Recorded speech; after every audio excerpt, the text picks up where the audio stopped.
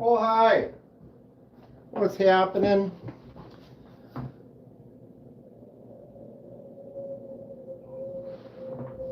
Happy Friday, y'all. What are we up to? I got a mess. I got crap everywhere. Oh my God.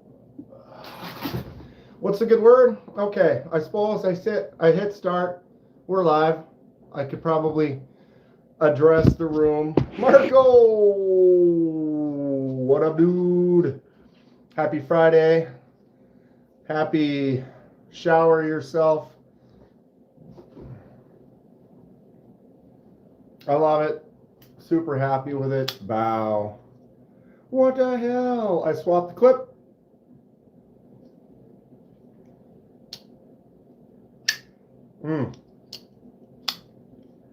Sick stuff. Kevin Smith and knives. Golden showers for everyone. What are we getting into this weekend, boys? I got my annual shenanigans tournament tomorrow. If you notice, I'm not wearing one now, but a lot of my shirts I've worn have like disc golf themes, says shenanigans tournament. That is a once a year thing. What's up, Cicero? Clint, yo. And that tournament is tomorrow. So I will be playing that. It's 2 rounds, starts at 10. So I'm going to probably do a normal little coffee live in the morning for a little bit before TKE starts up. Then I'm going to head over and do the tournament. Hopefully I do well. Popping in whilst at work to say hi. Y'all behave, damn it. Damn it. Damn it. I'll try. I'll try to behave. I'm walking around with this all day. Happiness. Haven't gotten... I was gonna maybe try to see if I could get that customization, but I wasn't able to get to it today. But I did flip the clip. What's up, Lou? Happy Friday, loser. What are you getting into, bud? Need a little shower? That's the proper spelling. Damn it.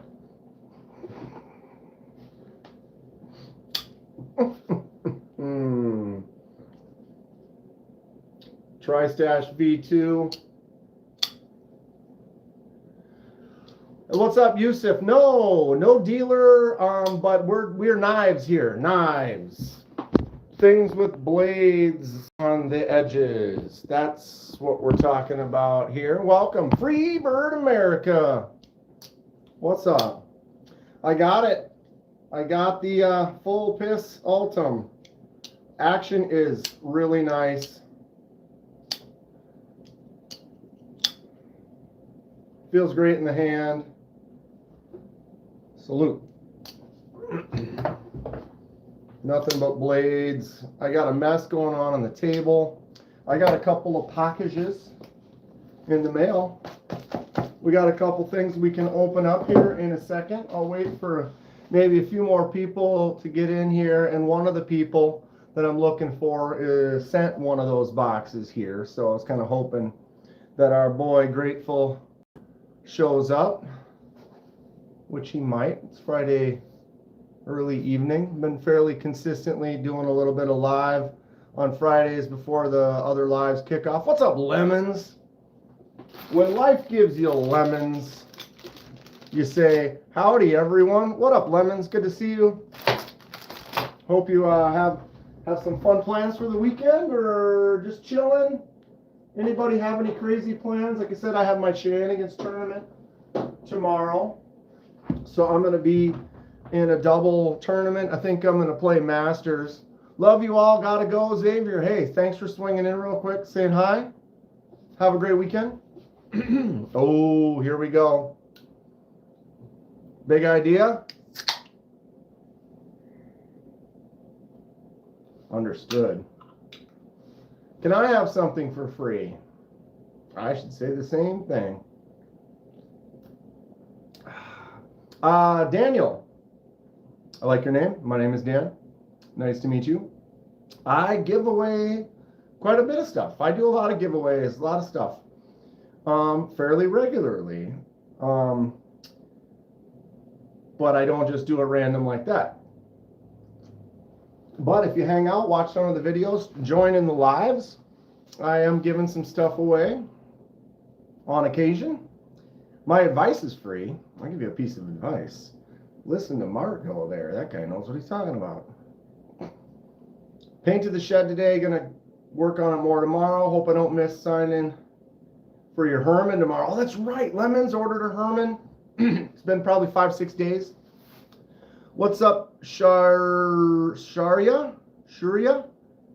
I am in the state of Minnesota, northern United States. Where are you from? Make sure you send me a sticker, Kenman. Oh, when I send stuff back to you, Kevin, there'll be a nice little parting prizes. Wait, what? How do they call those? What?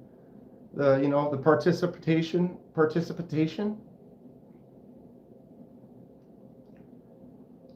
Yes, participation award. You get one, 100%. I will definitely throw a bunch of goodies in there for you when I send it back. Kevin, I mean, come on. What's up, Joe K? I am trying to open up. I wasn't really prepared. It is hot in here.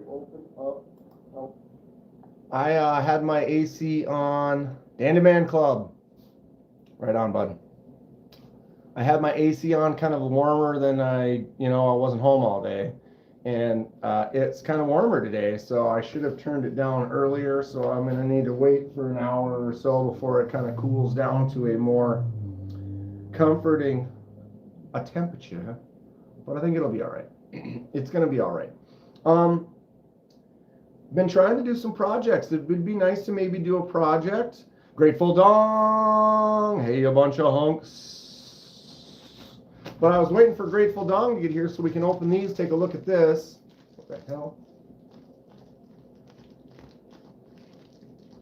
That feels weird. I thought it was like 2 boxes, but this one's like got a thing going on there. Yeah, Grateful Dong sent me a couple. He ordered a couple knives for himself. Had him send them here. I'm going to look at them, check them out, do a little review, share them with all of you, and then send them to Grateful Dong.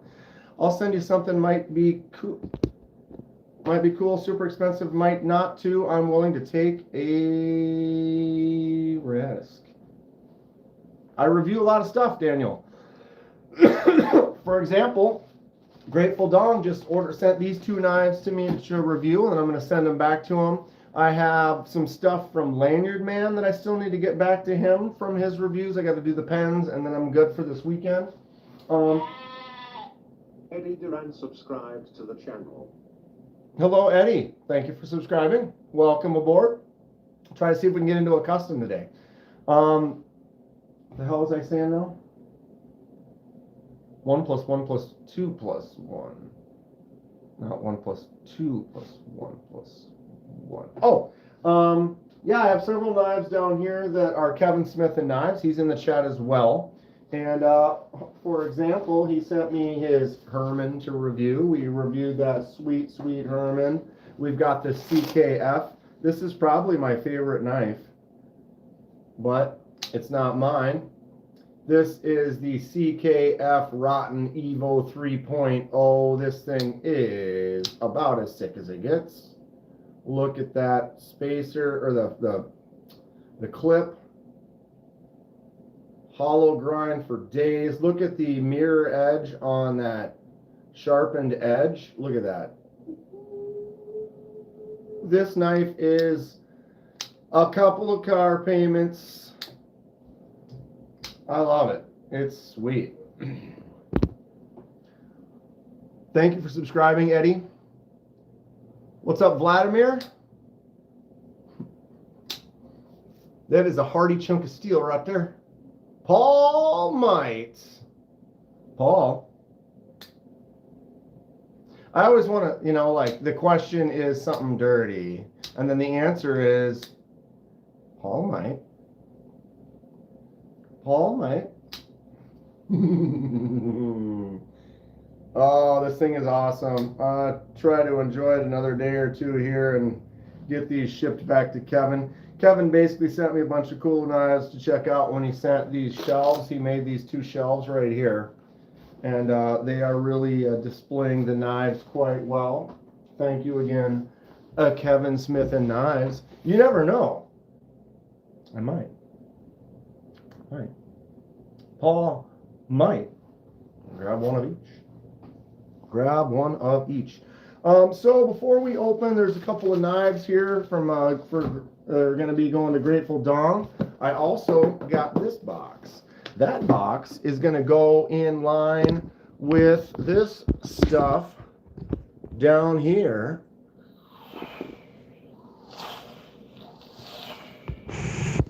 We've got some blanks. I did not make those blanks. I got my tri-stash. This is my carry for today. What's everyone carrying today? I carried the tri-stash, and then to match it with the Full Piss Ultim, I got the Concept Mini Main Street. So that's my carry for the day. Tell me those aren't cute together. All right. Only problem is this little crossbar lock's so small, I gotta be super careful. Because if I grab in the palm of my hand, I'm gonna cut myself on it. Which is too bad because I like the shape of that. The Mini Main Street is a cool shape. It flicks out really nice. If this was a liner lock, I would be super happy with this knife. But since it's the crossbar, if I put it in my big old hand, look at that. It catches my palm. It'll cut my palm. And so it's really hard to kind of get it in there, pinch, and get it closed without cutting myself here with my big old meaty hands. Modified Black Snow Mini Opiate and a TJ Fisher Cobra. KSAC can sponsor Frisbee Golf Exploits by donating a jersey with his name on it, like the bail bondsman in the Bad News Bears. He's already given me a t-shirt. I have one of his shirts. I actually wore it yesterday. Carried my pyrite today. Didn't want to mess anything up while painting, so just, you know, nice basic pyrite. What pyrite did you carry though, Lemons? There's so many. Did you carry one of these stupid pyrite lights? These are palm cutters too. Every day. My favorite pyrite up here. Oh, I gotta get it. My favorite pyrite is the Pyrite Rose Gold Bowie button lock.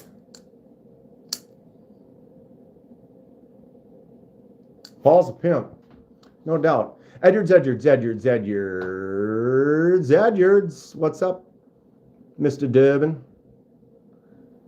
That's why small crossbars need the CJRB recoil lock. I agree. I like the little the new recoil lock right there. So you got your crossbar, but you don't need the crossbar because you can do the recoil.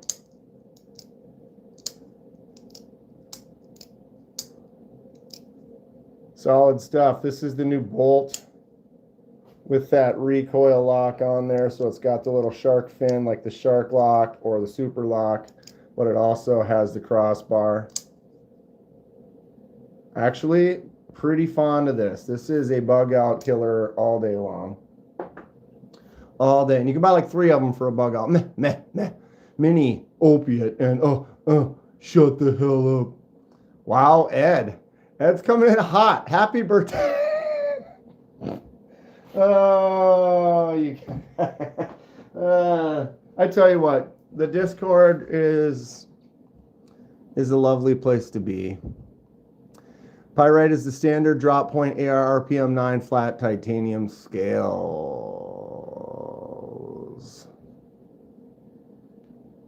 Yep. Rose Gold Bowie has the record for the most KDK videos. It might. I used to have a black pyrite, just like this one, the Pyrite Alt, the original. It was the first pyrite I had. I actually sold it because it was all black and I had a lightning bolt. I laser marked a lightning bolt across it, and someone wanted it, so I sold it to them, and then I ended up getting this standard Pyrite Alt silver. which is also a really nice one. Someone should make and sell a swap in part for Microtech ram locks with a shark lock function. Okay.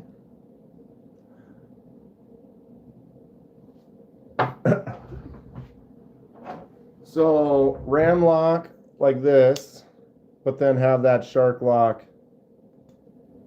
Because if you see that right there, that does move. So you could literally get a ramp connected to that right there. It's already in place. You just would need the lever. Yeah, it never beats a free bug out. It wouldn't. It's a free bug out. That's different. Dwayne Letterman, what is up? Ed wrapped around Paul's finger. Okay, I am hot as can be. I need to put some shorts on. You guys want to come change with me real quick? Good Lord. Give me 1 second. It is stinking gross in here.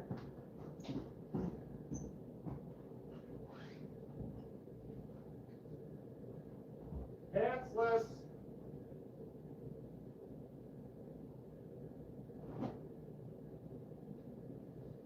Oh my God, way better.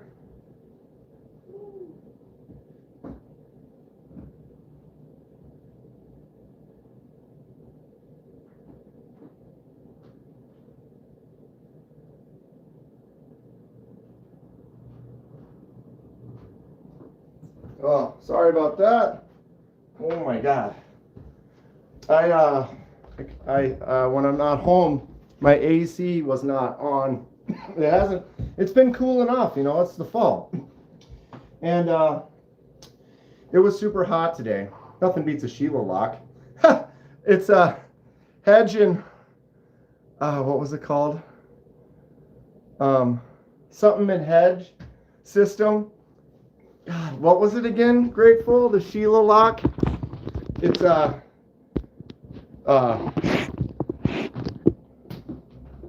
something in hedge. Rack and hedge. The rack and hedge system. You know, the rack and hedge system. And then who got trolled? Was it G-Ball or somebody? They had him looking up the Sheila lock on his live. Dude, rack and hedge had me just... It's great. I mean, I'm sorry, but that will always be funny. Okay, move some stuff. I'm getting supplies. I do want to start, you know, one day maybe we'll make some knives, but we're getting there. We're learning how to do some handles first. Warmer in Minneapolis today. Oh, warmer in Minneapolis than it is in Nashville, right? And tomorrow in Minneapolis, it's supposed to be like 90 or something, or hotter. And I'm going to be outside all day. Good Lord. What's up, Henry?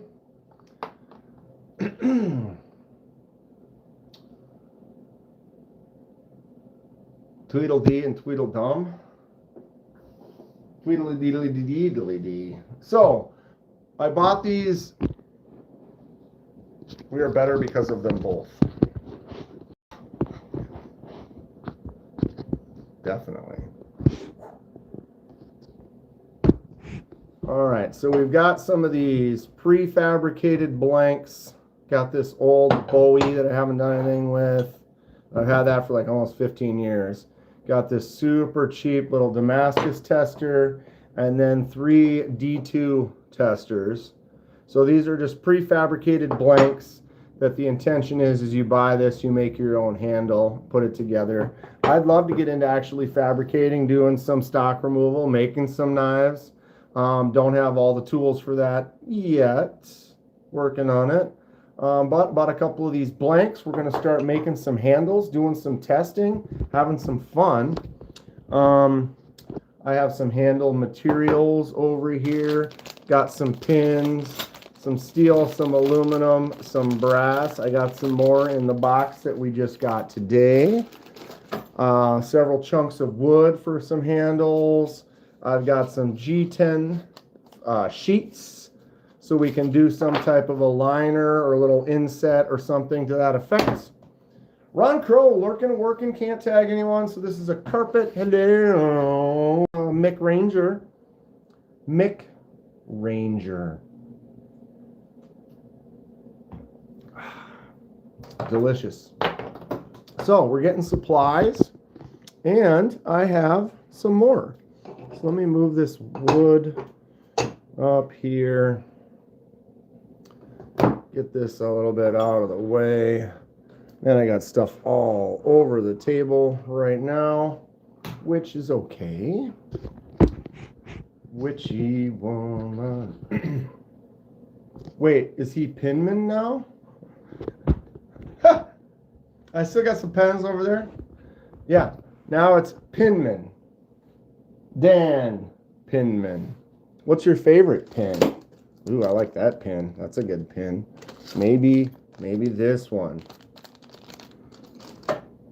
The name's Penman. Dan Penman. We have a box. All right, Kenman here. Today we've got a very special unboxing. It's got stuff in it. Let's open it up and find out what surprises we've got. Where? Well, that's weird. Where's the drop bear compare? Oh, there it is. I was gonna say, not that I need this knife. I got plenty everywhere, but it's like this is usually always sitting here. Colorful G10 pins would be nice too. Wait. Colorful? Only on Halloween, Paul. Only on Halloween. I'll hollow your... Paul's the Ween King. Was that my bees impression? Oh, God. All right, let's do this. We have made a cut. We have made another cut. We are now making the final cut, and we are in the box. Okay. Wow. How wrapped it... What? Okay. Oh, there is a... I'll set that there. I've got my packing slip invoice. This is from Maker Material Supply. You want to know? Maker Material Supply. They sell knife parts. All right, so we've got that. Is there anything else in there? No. We've got this. We got this. We got this. We got this. Seems light. 1/8, 1/4, 1/4. 1, 2, 3, 4, 5. And that.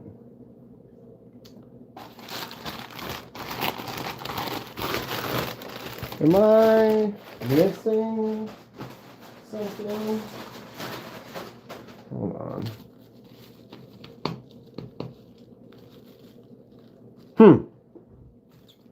Well, let's open this up and find out, but I feel like this is lacking some of the stuff. All right. Right? Huh. So now I'm confused. Oh, all right. 1, 2, 3, 4. Boom, boom. They're thinner than I thought.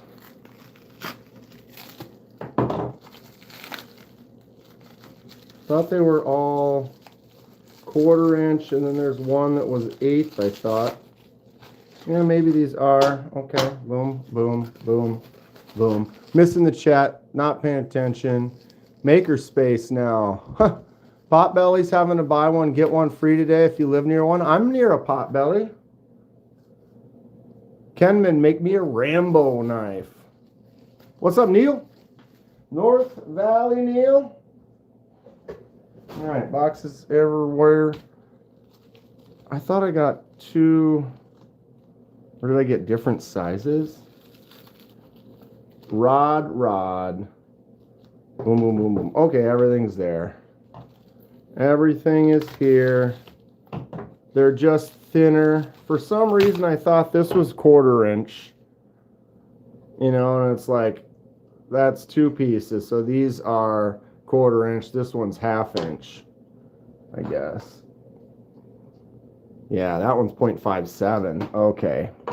So these are like 1/4 inch. Yeah. I was just confused. It's all here. You're a Potbelly. So they aren't colorful, and they're stuck. Wow. Come on, release. But these 2 are black micarta, paper micarta rods. So here's a couple pins. We got black paper micarta pins. So we could do a couple of these pins with paper micarta. Oh, actually, it only fits on that one. And then the bigger one would be like an accent. I just bought it for the future. So that black pin, if I want to do black micarta instead of like a steel or brass. I need some lava flow kieranite. Yeah, I might, we'll get to some better, some interesting materials eventually, but I need to start somewhere. I need to actually make stuff and not spend too much money doing it so that I can see how it goes and kind of figure out. Waiting for them paper micarta rod jokes. Incoming. Ha ha! So, here is what I got. Obviously, got some variety going on. This one here is a natural linen micarta. Let me get, where am I? I'm sorry, get me a second. Trying to see better. Ooh, look at that texture on there. So this is a natural linen micarta. It's got some good little weave on it. You can see there up close. A couple of those will be good for handle of the future. Wear a mask when cutting G10. That stuff is like asbestos, right? Right? I'm pretty used to using a mask when I cut everything. I've done a lot with stuff like wood, like this, where it's absolutely just horrible. Don't want it anywhere near anything. But I appreciate that. Let everyone know. Trying to get 80s carbon fiber and always is sold out. Paul has made fixie scales once, never again. I hated doing it. I made scales. Actually, I made a handle for a sword once. I could find the pictures of that. It turned out really good. I've done a few things, so I don't know. I should be. I'm interested. I'm excited for this project. Okay, I got some red rich light, some red maple rich light. So this does have, you can't really tell, but when you look at what this does when you cut layers of it, you'll see some really nice lines in there. So I got a piece of rich light, which is kind of a type of a, like a micarta. This one here is the Vibe, this is jute micarta. So this is kind of like that couch, grandma's kind of couch. You can see that texture on there. So that is going to end up kind of more like you can get stuff like this going on with it, where it's got that rough kind of burlap kind of texture to it. So depending on how smooth you make it, you can make it smooth. You can have it be kind of coarse and rough. And then the last one, this red one, is the, which one is this? Red Fire. This is Canvas micarta. So I got a few different kinds to kind of see. It has a rich taste. Rich light looks good with patterns etched into it. Yes. Yeah, that piece of rich light does look really cool. Like I can bring it up on here and we can look at it if I can find where my mouse is on my screen over here. Maker.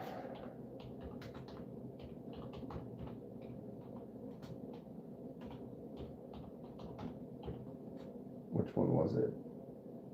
Red maple.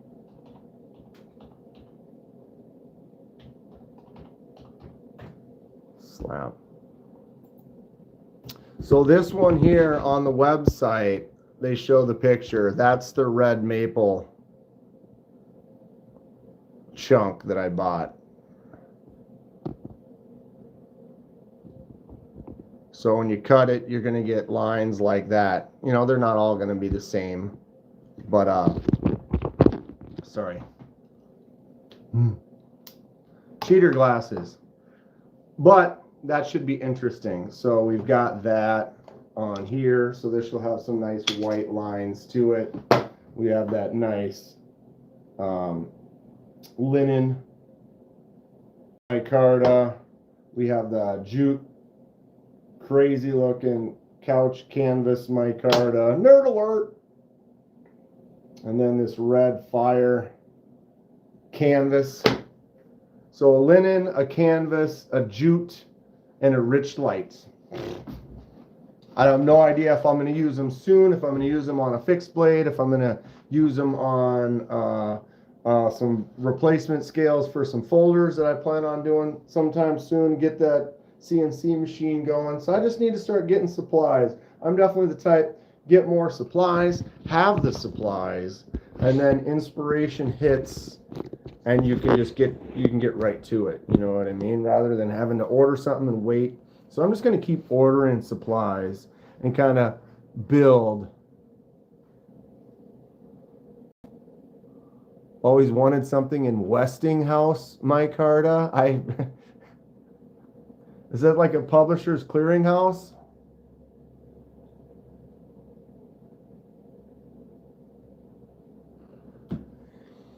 Send all your scraps and offcuts to Joe Isabella for pocket jank. And then maybe he'll make something for me.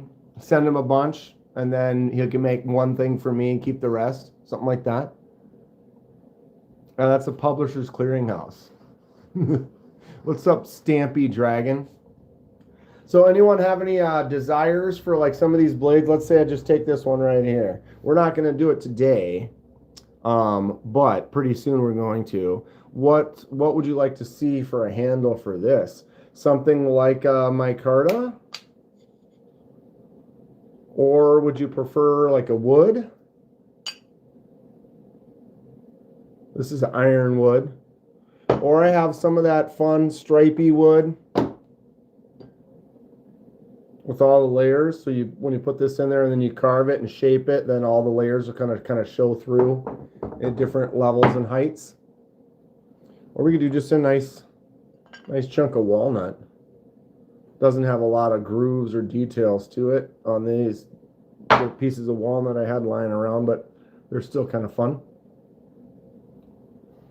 The world used to run on micarta. Westinghouse is a legit OG manufacturer. It's not like Sheila Lock. What's up, Donnie? I just got some chunks of micarta, Donnie. I like this one the best.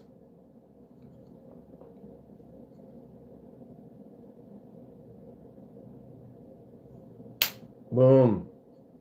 Not sure what these are going to go on. I'm just buying stuff. Maybe use it. Maybe just look at it for 3 or 4 years. You never know with me. I am definitely a collector of stuff for doing projects, though. So And I'm excited to start this up. I can't wait to make some handles. I think it's going to be fun. I'm going to start off simple with like just something, you know, just like this nice chunk of wood. Get that on there, get the pins in there, glue it up. And then see, it went with Maker Supply. I did, Dale. Snail Trail Dale has been an inspiration, and recommended this as one of the places he's picked up some stuff. So I got a little variety pack. I got a couple of paper micarta pins. I got some other pins. I got some wood. I got some G10 sheets. I need to get some thicker sheets because I really want to get into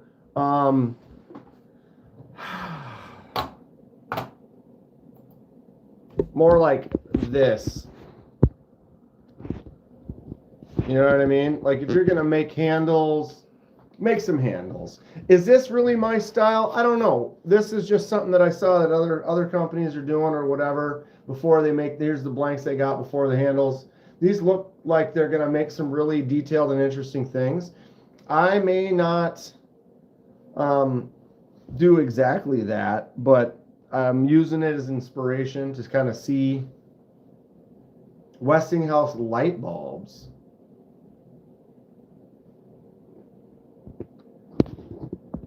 I'm gonna start gluing some stuff up. I gave some supplies and a couple of blade blanks and stuff to my brother-in-law, Aaron. He's gonna start. He's actually, I think he already glued one of them up. Scales Company. I'll look it up. Westinghouse is like Acme. They make all type. I know I've heard Westinghouse before, but I guess I'd never heard it in conjunction with knife stuff. And lately, you guys are a bunch of wackos. The Sheila lock.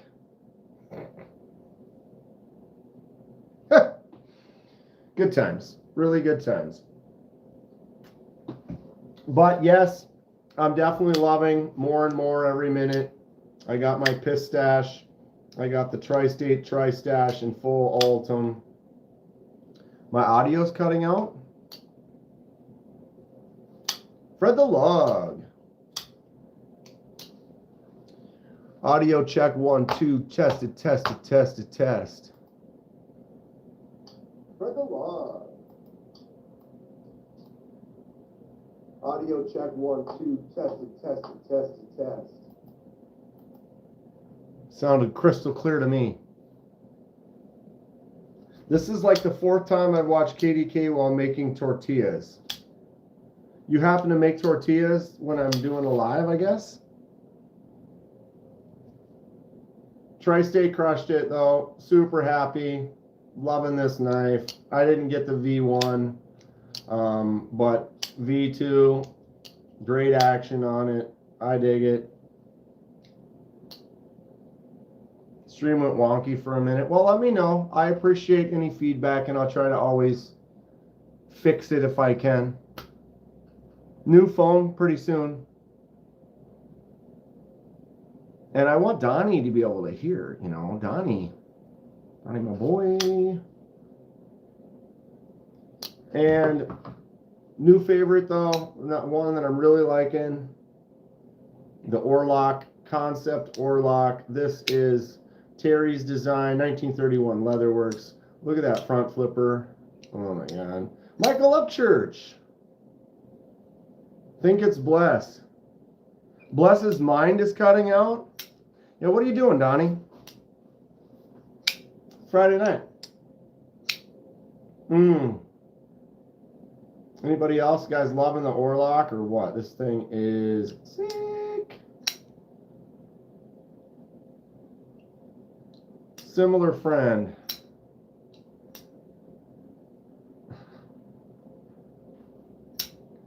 Lou, I'm glad I get your stomach grumbling just right.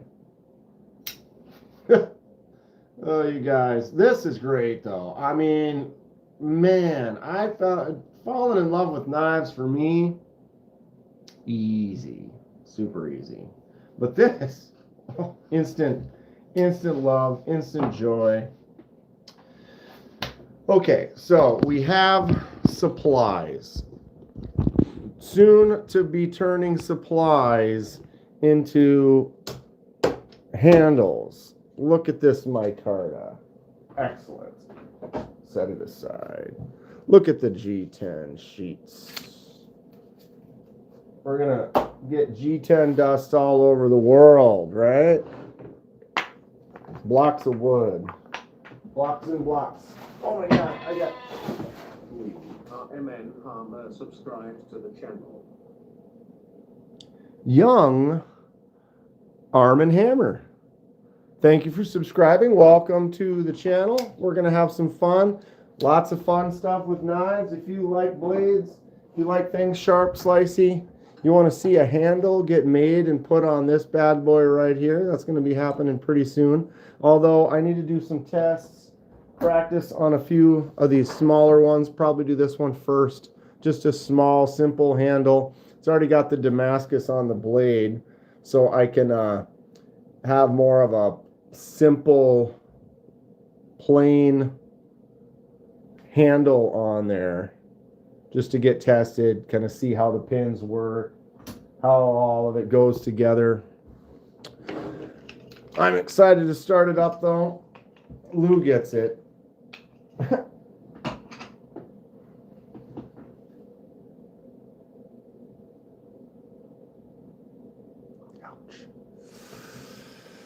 Okay, blades out. Which one's your favorite of the three? The thin one, the slightly thicker with a little bit more pronounced finger choil, or the heavy finger choil with the poon out there? These are all D2.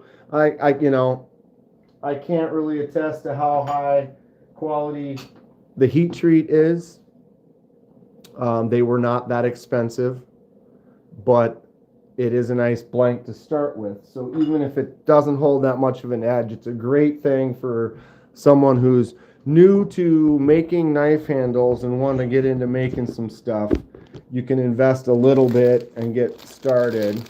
Some pins and see where it goes. And if I fall in love with it, then you can spend some more money, get some better supplies, better blanks, or actually skip all that, buy myself a belt grinder and some stock and start doing some full-on stock removal. Paul says, "Poon me dog," absolutely. I think that one's really cool too.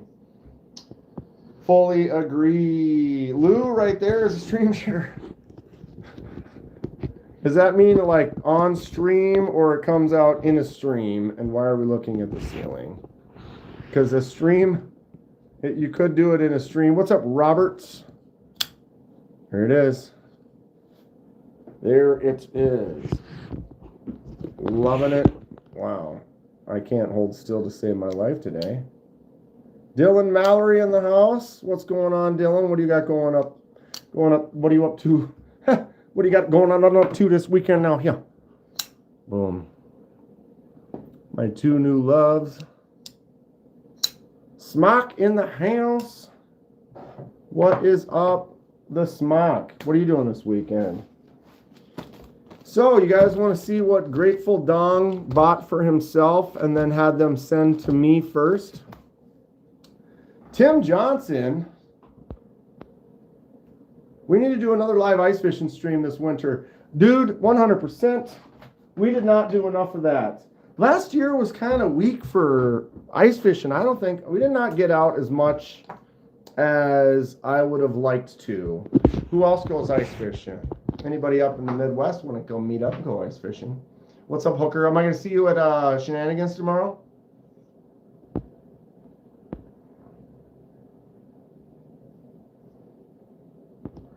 And who loves ice fishing?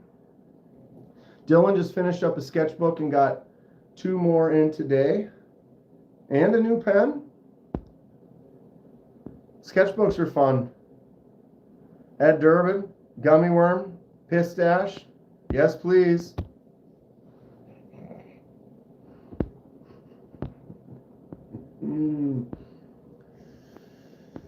Negative. Oh, that's too bad. I'll be there. I'm going to probably play Masters and see if I can beat Wally. I don't know if I will, but Looks like a lot of the Masters are going to be up at, what is it, King of the North is this weekend. So I might have a fighting chance but Wally will be my one. But if it'd be good to beat someone, maybe Wally will have an okay day and I'll have a good day. Or a great day, I guess, in order to... You never know what shenanigans. You never know. I'd like to combine ice fishing and frisbee golf. We kind of done it. We've kind of done it. Greetings from Turkey. What's up? Fikret? All right. So, Grateful Dong. Order. I'll fish your ice. I bet you will.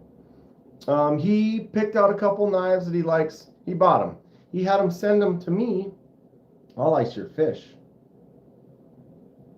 Who is this mysterious Wally? Oh, he's kind of he's one of the better disc golfers that plays the league. He generally does well. So to beat him means I did well. Smock Tula. So let's do it. Grateful, are you ready? I mean, Grateful is the only one that knows what these actually are. I don't know what they are, but we're going to open them and check it out. Your town is famous for knives? Turkish Delight? Okay, are we ready? Anyone have any guesses? It's got a weird shape right here.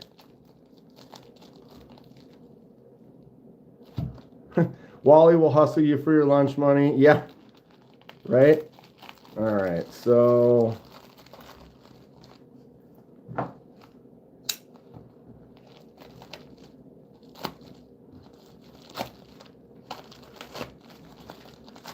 All right, we're in. We are in disposable underpants. It's all throwing stars. Oh, I got totally crushed. Tucson. Oh, look. All right. So documentation. Bag on the floor. Documentation. This has been fully smashed. I should get into Kydex sheet making. I've thought about it. I've seen some people that make some nice sheaths. I haven't. I love making stuff. It's going to be on the list. It was step tested. It's a Tucson. We have a couple Tucsons. I don't have a lot of experience with the Tucson. I can show you one. Actually, I have two. Where's that other one? I have a rather cheap Tucson that I've had for a while. Here it is. So I have this Tucson that I don't know much about. I've had this for probably 15 years. Used to take this morel mushroom hunting. Oh my God. Good action on that bad boy. There it is. So there's my first Tucson that I've ever had. Had that for a long time. I did just recently get this one. Oh, goodness. Donnie loves making stuff, but not Kydex. One of my favorite USA players is on that team, actually sending a bunch of rookie cards. Cool.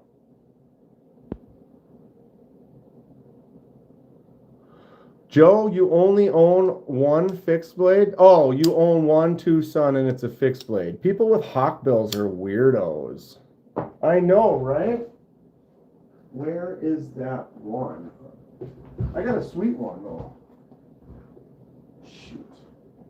There it is. Yeah, baby.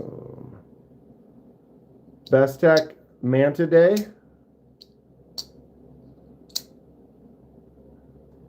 Fun stuff right there.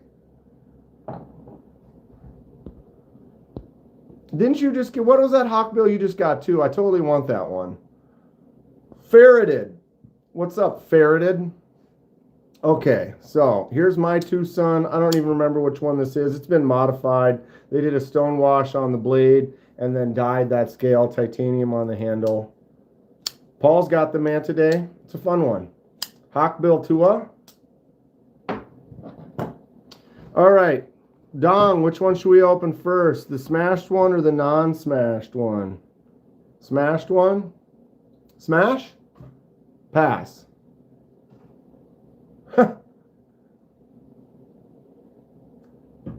Smashed it is.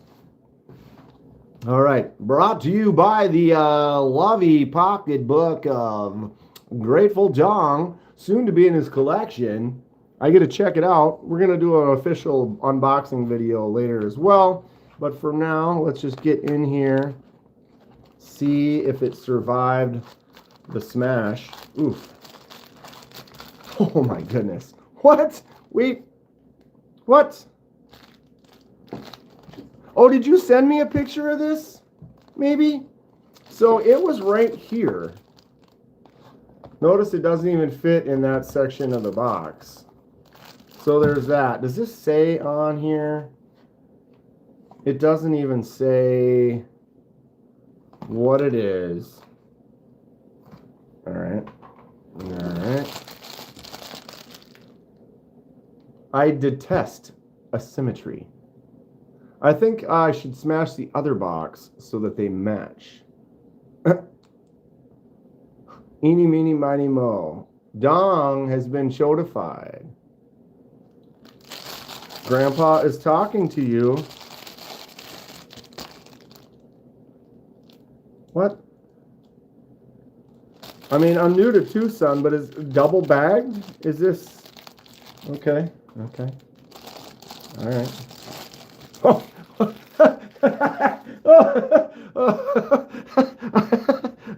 Of course it's all oily. This is ridiculous right here. Okay. I don't know what kind of chode action this is, but this thing is out of control. All right. What? In the literal... Okay.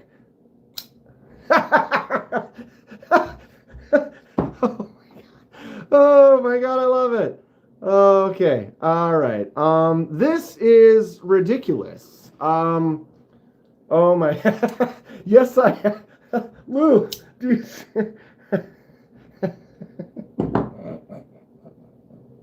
This is the dumbest thing. Why do I love it so much? Okay, okay.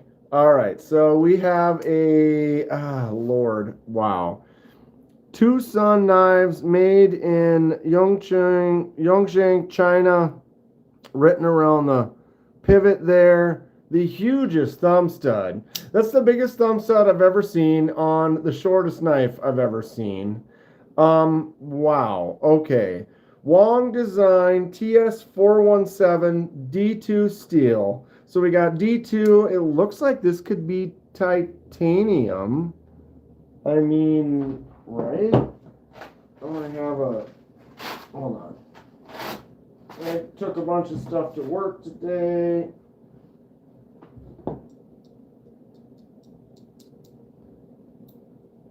No, that's okay. So that's, I doubt it's aluminum.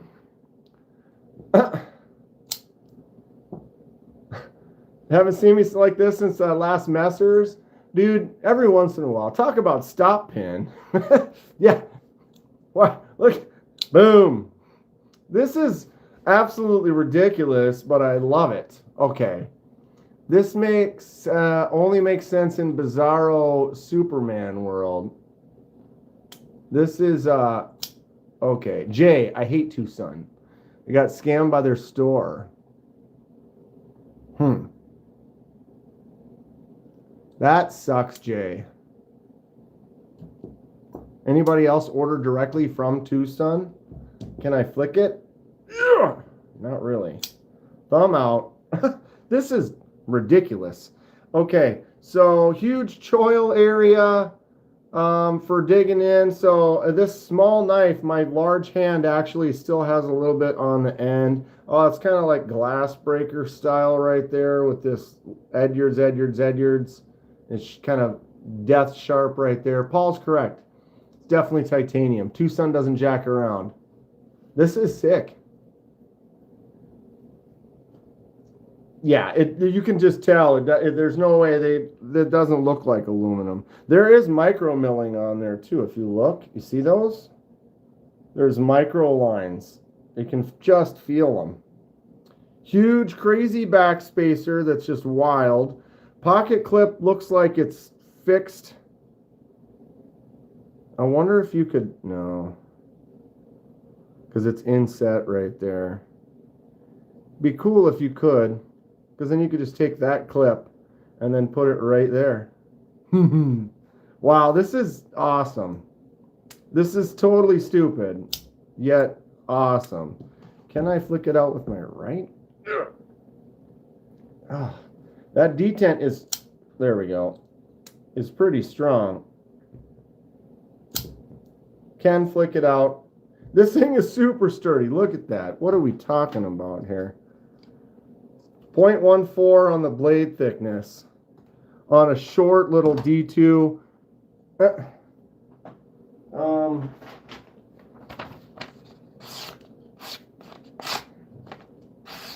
Wow. That is, that's a razor.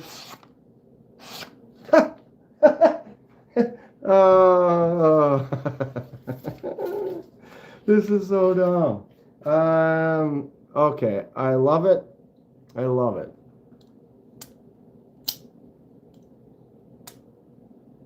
Bid on their eBay store, sure. Find it at another company that has a reputable shipping. What it lacks in lethality, dude, that's as lethal as it needs to be, dude. That's a wide berth right there. Oh, I cut myself right there, and it hurts. If you can't win the world's smallest stiletto, then you could win this one, Lou. Ed sent me some Discord pics. Ed, I can't Discord when I'm on the verticals. I still haven't set that up. I made a note and I just didn't do it. But if you send it to me on my Instagram, I can look at it right now. Just wait till WMK gets them. Okay, this is about as wild as a weird little chody knife gets. Like a bigger Kershaw cinder. Kinda.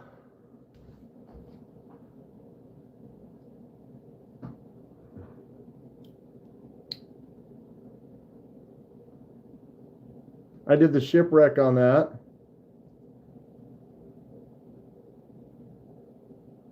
Little Kershaw cinder. In a way, I can totally see that. That was a valid one, Jay. Nice. It's perfect for dicing baby tomatoes. If you only need to cut up baby tomatoes, that's it. Grateful. Good choice, though. I think you're going to enjoy this one. It is just going to come over there and kick your ass, says Ed. Ed, I told you yesterday I didn't have that. That's my fault. I mean, I don't have it open, and I'm an idiot. What in the hell is that? Ed just sent some photos. Does that? Oh, it is. It's like a knuckle buster, but you can also open it into said blade. Oh, it's a button lock too. Good Lord. Oh my God. It's what in the hell is this? It's got its own weather system. Wow. Okay, that is the. I thought this one was weird. That one is. You did send him on Instagram. See, I got him. I thought you heard me and then already fixed it. Wow. That is ridiculous. Wow. Right, Grateful? I mean, I don't know what else to say. Wow. If I put a lanyard on it, it will soothe poor Ed's troubled mind. As soon as you tie a string to it. It could be, could you, no, you can't, you couldn't. Maybe you could smoke a cigar with it. Make it into a cigar cutter. Wow, this is ridiculous. Looks like titanium 14C28N. I mean, quality materials. The button lock. Wow. And then the screwdriver on the end. I mean, that's okay. What? Where do we?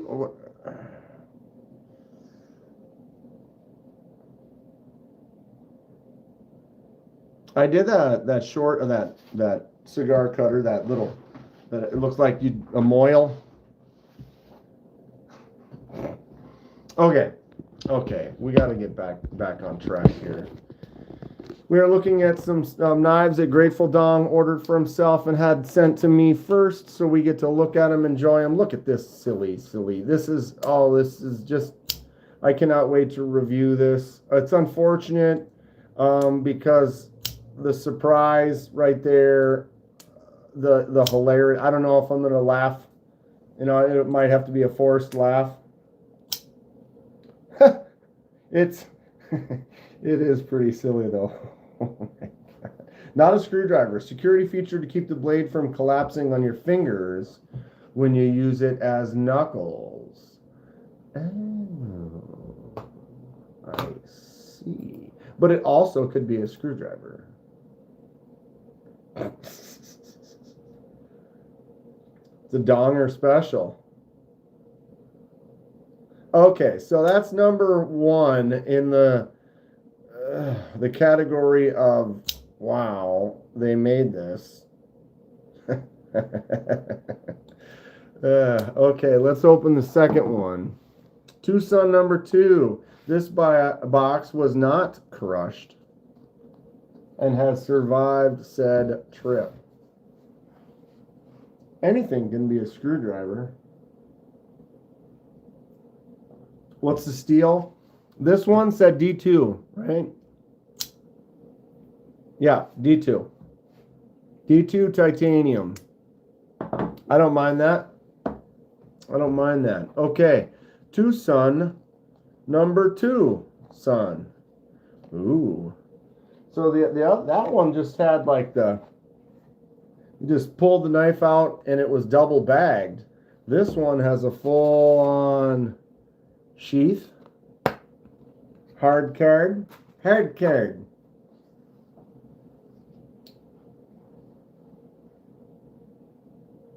Chode would make an awesome desk knife. This is something. This that's silliness. Okay, so here we go. Oh, it's a small one too. And we got another one of these double bag scenarios. So this is a Tucson special. Put the bag in a bag.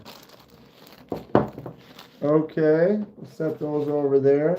Box has no information, so we're basically, isn't it a lot of the Tucsons don't really have names either? They just have the name like on the blade. So this is the TS, whatever that says. 5417. I can't see. TS 417. So that's what this is called. Tucson 417. Damn it, Dong. That's the hawk bill. Look at those milling lines. Ooh. Oh, wow. Okay. Yeah. Only who has hawk bills? What were you saying again?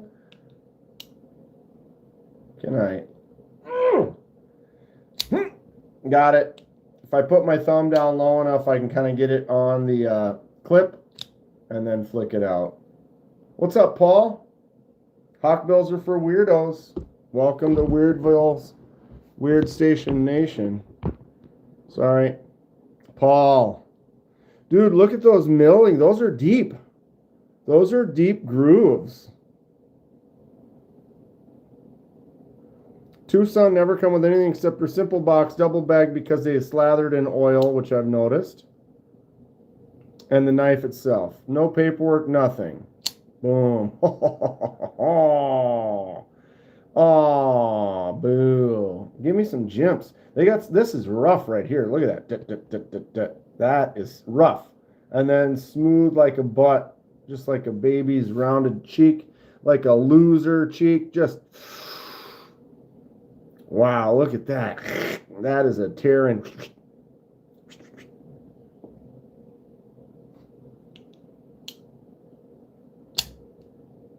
Oompa Loompa Gang War. Like whale skin. Yeah, I see that. Totally. It looks like a giant whale's belly or something. Wow. What's up, Daniel? Oh, the Dans are coming in strong tonight. Which is cool. Because if you didn't know, the name's Kenman. Dan Kenman. What an idiot. And we're looking at Grateful Dong's Tucson's. That's great. Okay. This is the Tucson TS32. Ooh, M390. Ooh.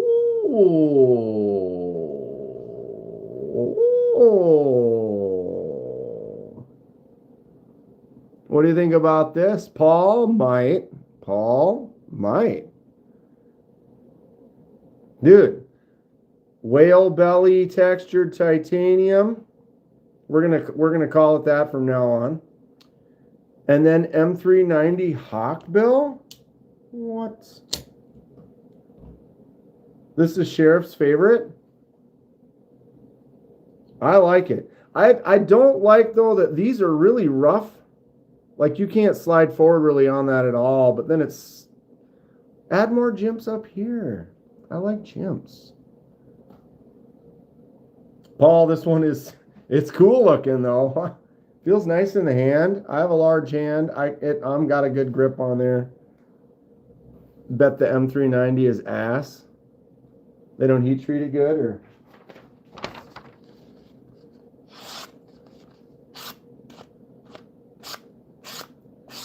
Wow. That thing is that's about as sharp as it needs to be, though. If it's ass, it won't hold that edge, but, I mean, look at the Piggly Wiggly. That cuts. Right now, she cuts. So there's that. Would rather just have D2 or 14C from Tucson. Yeah, I love jumps, though. I think if anything I'm going to start getting into is setting up some type of a jig system so I can cut jumps. I'll Piggly your Wiggly. I feel like I want to... No. Ugh. It should. Right? Why would they put those right there? They're completely buried inside there. You can't touch those at all. This definitely should be, this is like a front flipper that I can't get to go. I bet you someone with a strong hand. I need a lover with the... I can't do it. Will it fit in my fifth pocket?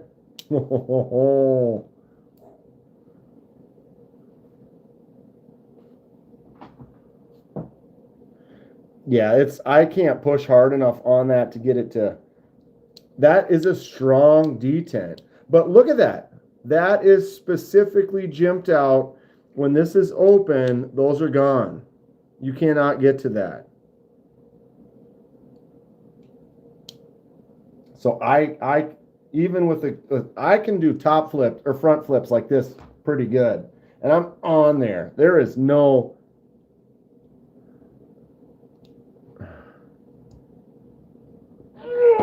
No.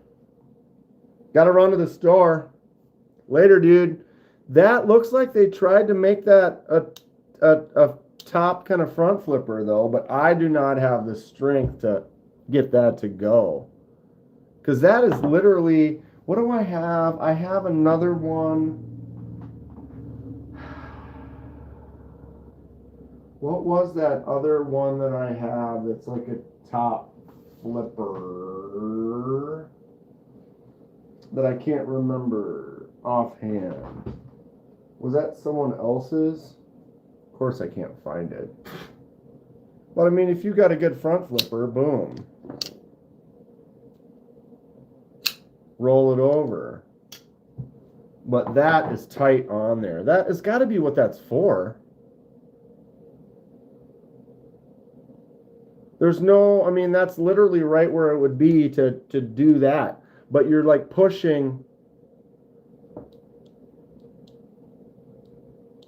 Like you're literally, see where this is, right where this finger is, see how it goes up?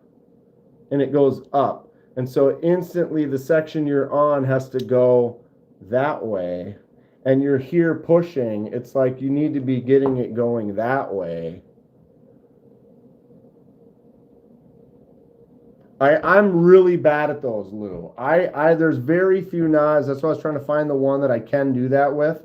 But I suck at this. I've broken both of my hands, fingers, wrist, thumbs, multiple places, and so I am not good with the over-the-top flipper. I try to remember, I have a knife or two that I can do it to.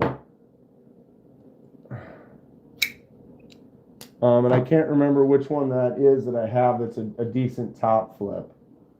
It was a smaller knife, but I'm not good at that. Like this one here, boom.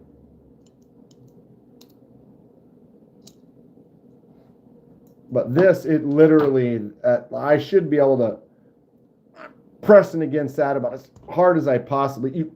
You can see I just ripped my thumb pushing against that. It goes up immediately. Look right here. So you can't push on there because it's already inside the handle. So you really have to push here, but that has to physically go up. I feel like they kind of screwed that up. If that was a tiny bit higher, I think it would work. Boom.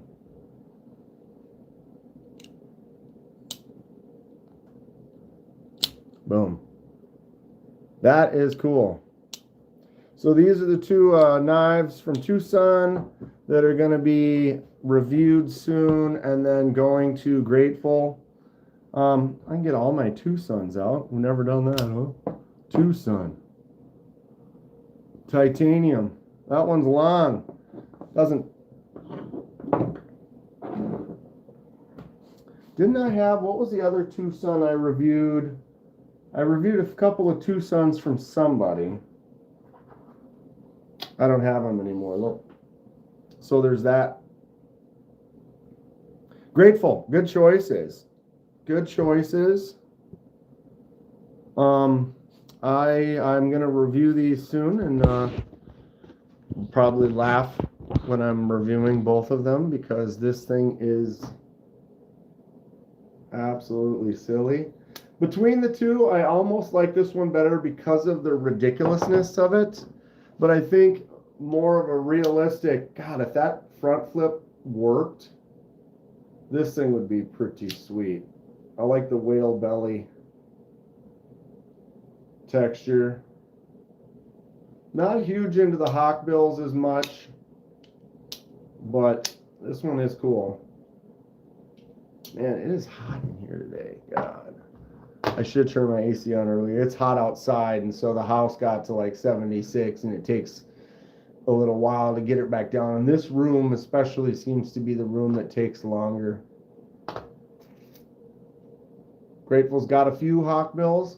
I feel like I have a couple, but I don't even know if I could point them out or find them. Very few and far between. I have a lot of like Warncliffs, you know, that it's like almost a hawkbill, like the Watauga. It's not really a hawkbill because you got a straight edge.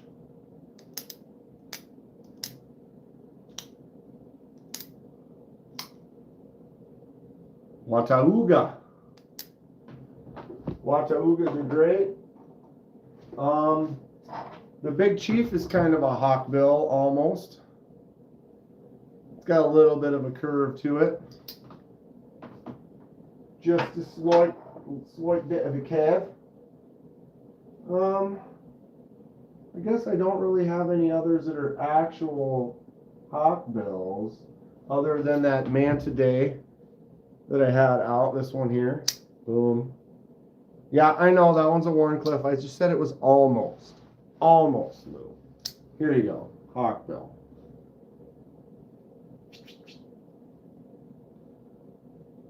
Nice little Best Tech.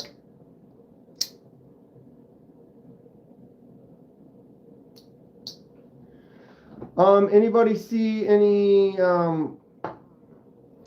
posts for lives that are going to be tonight? Is MC going tonight or is he going to go tomorrow? And if he goes tonight, is it going to be early or late?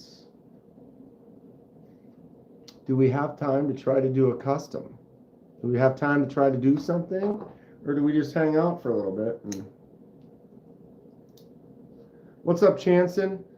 What made you start collecting knives, and do you have your first one? I've always loved knives. I grew up liking pocket knives, liking swords and stuff like that, watching slasher movies, and just have always been into it. I'm an artist. I've always liked doing some customizations of things and started kind of messing around with doing a few things with some knives. I want to get into making knives maybe at some point here. But I just have always enjoyed them. Always had one in my pocket. Grew up in like Scouts, and I use a knife pretty much every day. I've been carrying them forever, and they're great. First knife I ever got, don't have. I probably lost that, or who knows? It was when I was younger. I can tell you it was similar to something like this. This is not it. This is a newer case. Let's vote on which handle material to use for your first effort. I like that, Lou. Wood, other type of wood, other type of wood, layered wood. Micarta, or micarta. So this is a little case, medium Stockman. So this best resembles the knife that my first knife was probably a cheap like old timer or something, maybe a $10, $20 knife, but it would have been something similar to this. Oh my God, my hands. Where you've got your multi-blades kind of set up.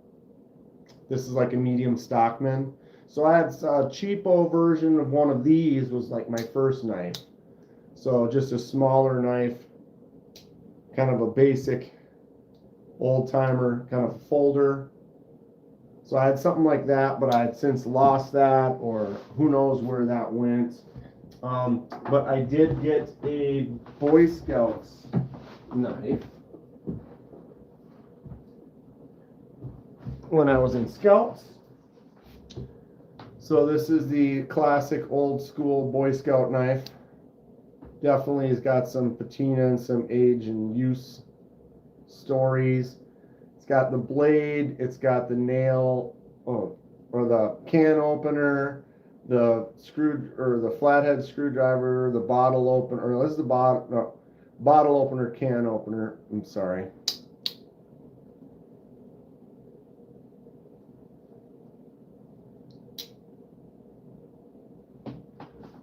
What? Definitely your favorite design for a hawkbill. Have you ever been to Bass Pro Shops? Yes. Criminals. Lou says he votes for that jute micarta. That's cool. I don't want to use the good stuff first though, Jew or Lou. If I screw it up, I'd like to do it with something like a piece of wood I don't care about as much. Or the that's like my favorite chunk of micarta. It'll be my more enjoyable test with that one. Human bone first. Mask up. I've always avoided small knives like the plague. After seeing Paul's cool chodes, you're converted. Yeah, Paul does have some good taste. He does pick up some great stuff. He's got some good options.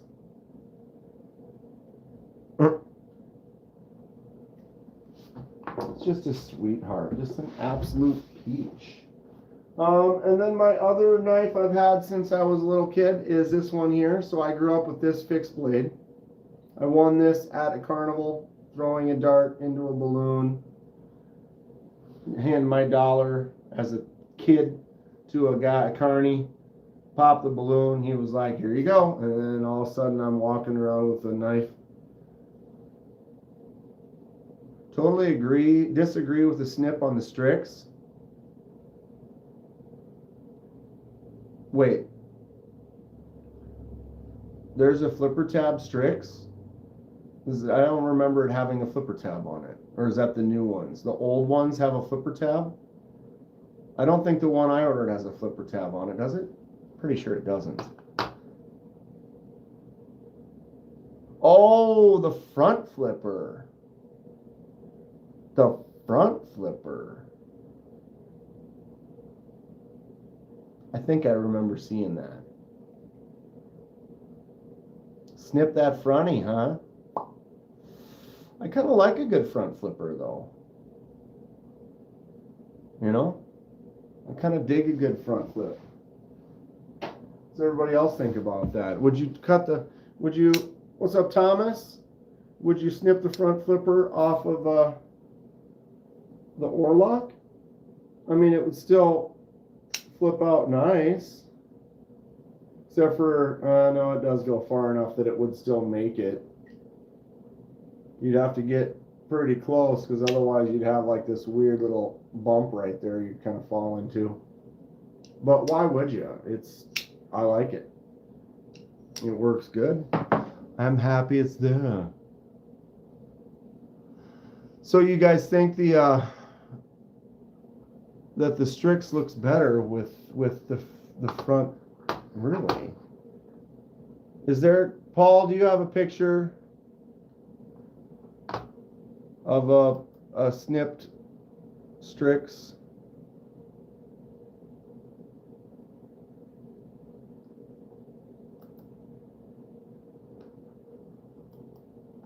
Maybe? How far would I have to roll back? There it is. I knew I'd be able to. Ah!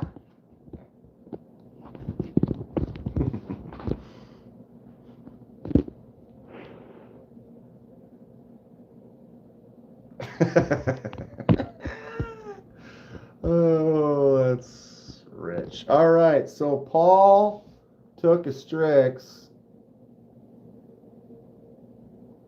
and front Pinar snip. Yeah, you can't snip it off the Horlock. Donnie thinks all knives look better without flipper tabs. And it's a clean look. What's everyone feel about this Strix snip?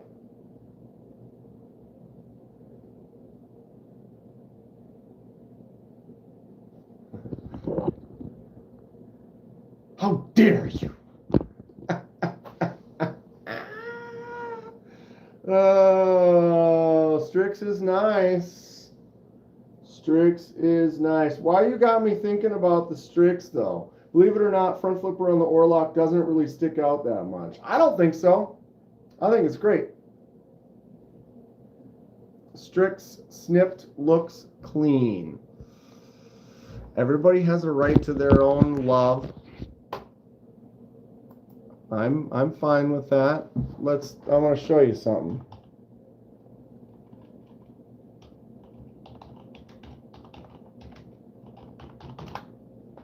want to show you something.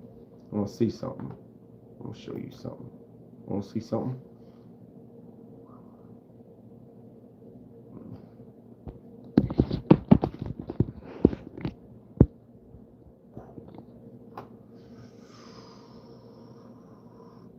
Look at that lefty bad boy right there. There's the front flipper. I don't mind it. We're not going to get a pic of it fully closed, huh? Fully closed. Just a partial. So this is the lefty micro milled Strix that I ordered. S90V titanium micro milled. It does have the front flipper on there. December. Try not to think about it. I mean, it is October, but now I still got 2.5 months. But I want it now. What did I think about Friday the 13th NES game?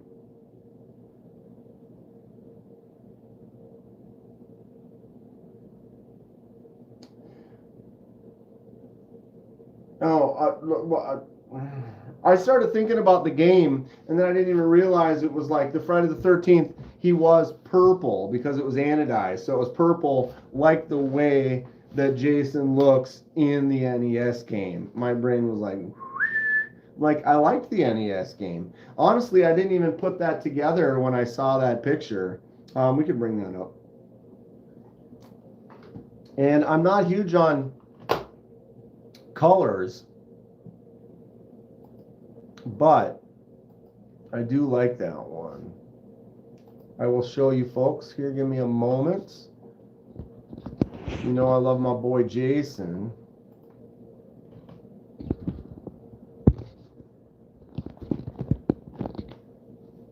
Game over. Oh, well, duh. It's got the game over like the... Okay. I don't know why I didn't even... I was too busy just looking at the quality and wondering about how they did it. And I guess I wasn't thinking about the... So it looks like they did...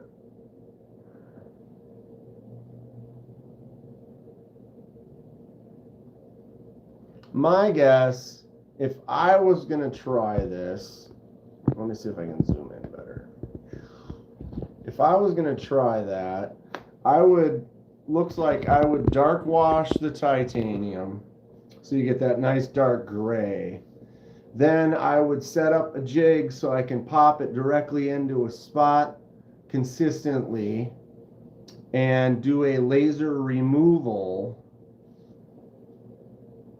of where all the anodized section is so it's back to raw titanium.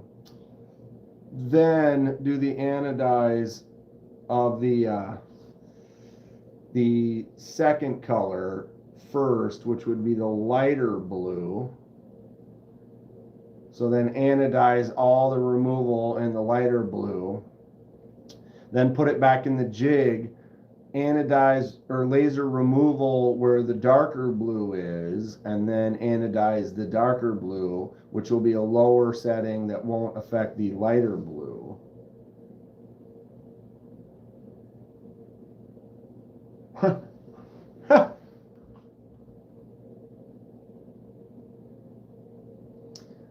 Knife was customized by Way of Knives and EDC Gear House. They have a website that offers a ton of knife mods. You sound nerdy. What's up, nerd? Are you gonna be at Shanny's tomorrow? See you there. That does look cool. I dig it. I'm not big on stamps, but for that is kind of a stamp. I kind of call that more of a... Okay. Oh, now we can kind of see some details here a little bit better. Yeah. It looks great. That is fun. What does everybody think about that? I hit the wrong button. I don't know which button to button. Wait till I put on my glass. Well, I mean, I put them low.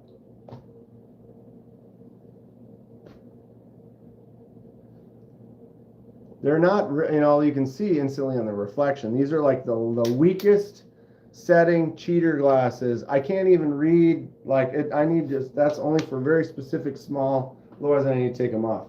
Super extra nerd. Nerdiest.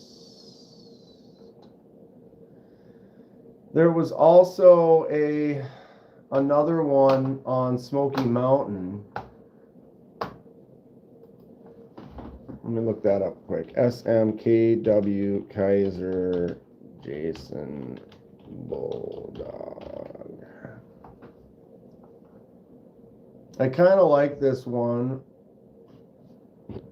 but I don't really want a crossbar lock Bulldog.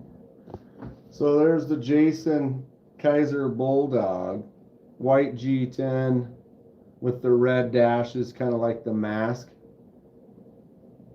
Interesting. 14C. I do want to get a Bulldog. If I was going to get a Bulldog, this is my favorite one right at the moment. I wish it was just a liner lock, though. I'm a Trekkie, so yeah.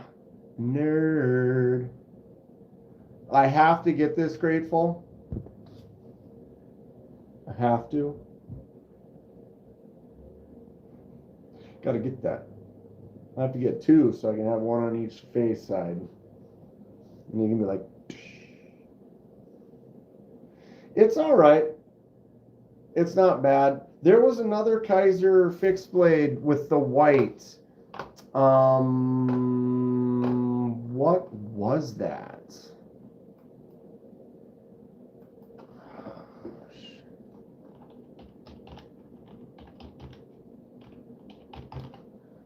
There was one being in the room together.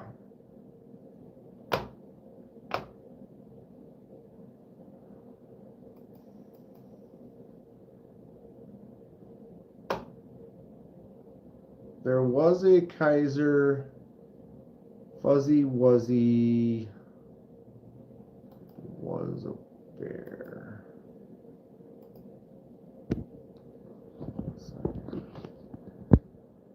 I definitely still want to get a muskrat. That's a nice small fixed blade. They got a lot of nice small fixed blades. I feel like it was the Buddy. I think it was the Buddy. But a different Buddy. I think I actually have to go through and find it on this particular one. There it is. The Kaiser Buddy fixed blade. So see this one? See how it's got the white with the black holes? So this one here is the Bulldog, the white with the black holes. They made the Jason mask kind of look on there. I almost feel like I'd rather buy a Buddy and then make my own Jason lines on it.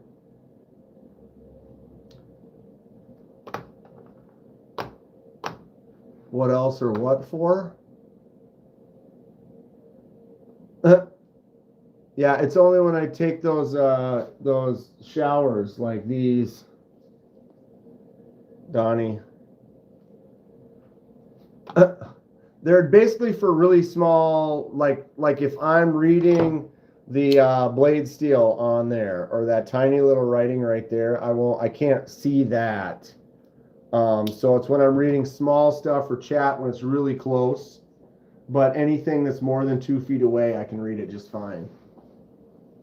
Don't get the Bulldog. I bought it and discovered a design flaw. Lou, what's the design flaw? I'm curious. And I appreciate the info. I don't really like the Bulldog. I like the way it looks, but I don't like the crossbar to it. I'd rather have it be a liner lock or a button. What is the design flaw? Make sure you get the Muskrat and S35. Lou, if I was, I would. If I was, I would. But I almost prefer this fixed blade just because it's a fixed blade, but it's Nitro V. Yeah, it's okay. Lou.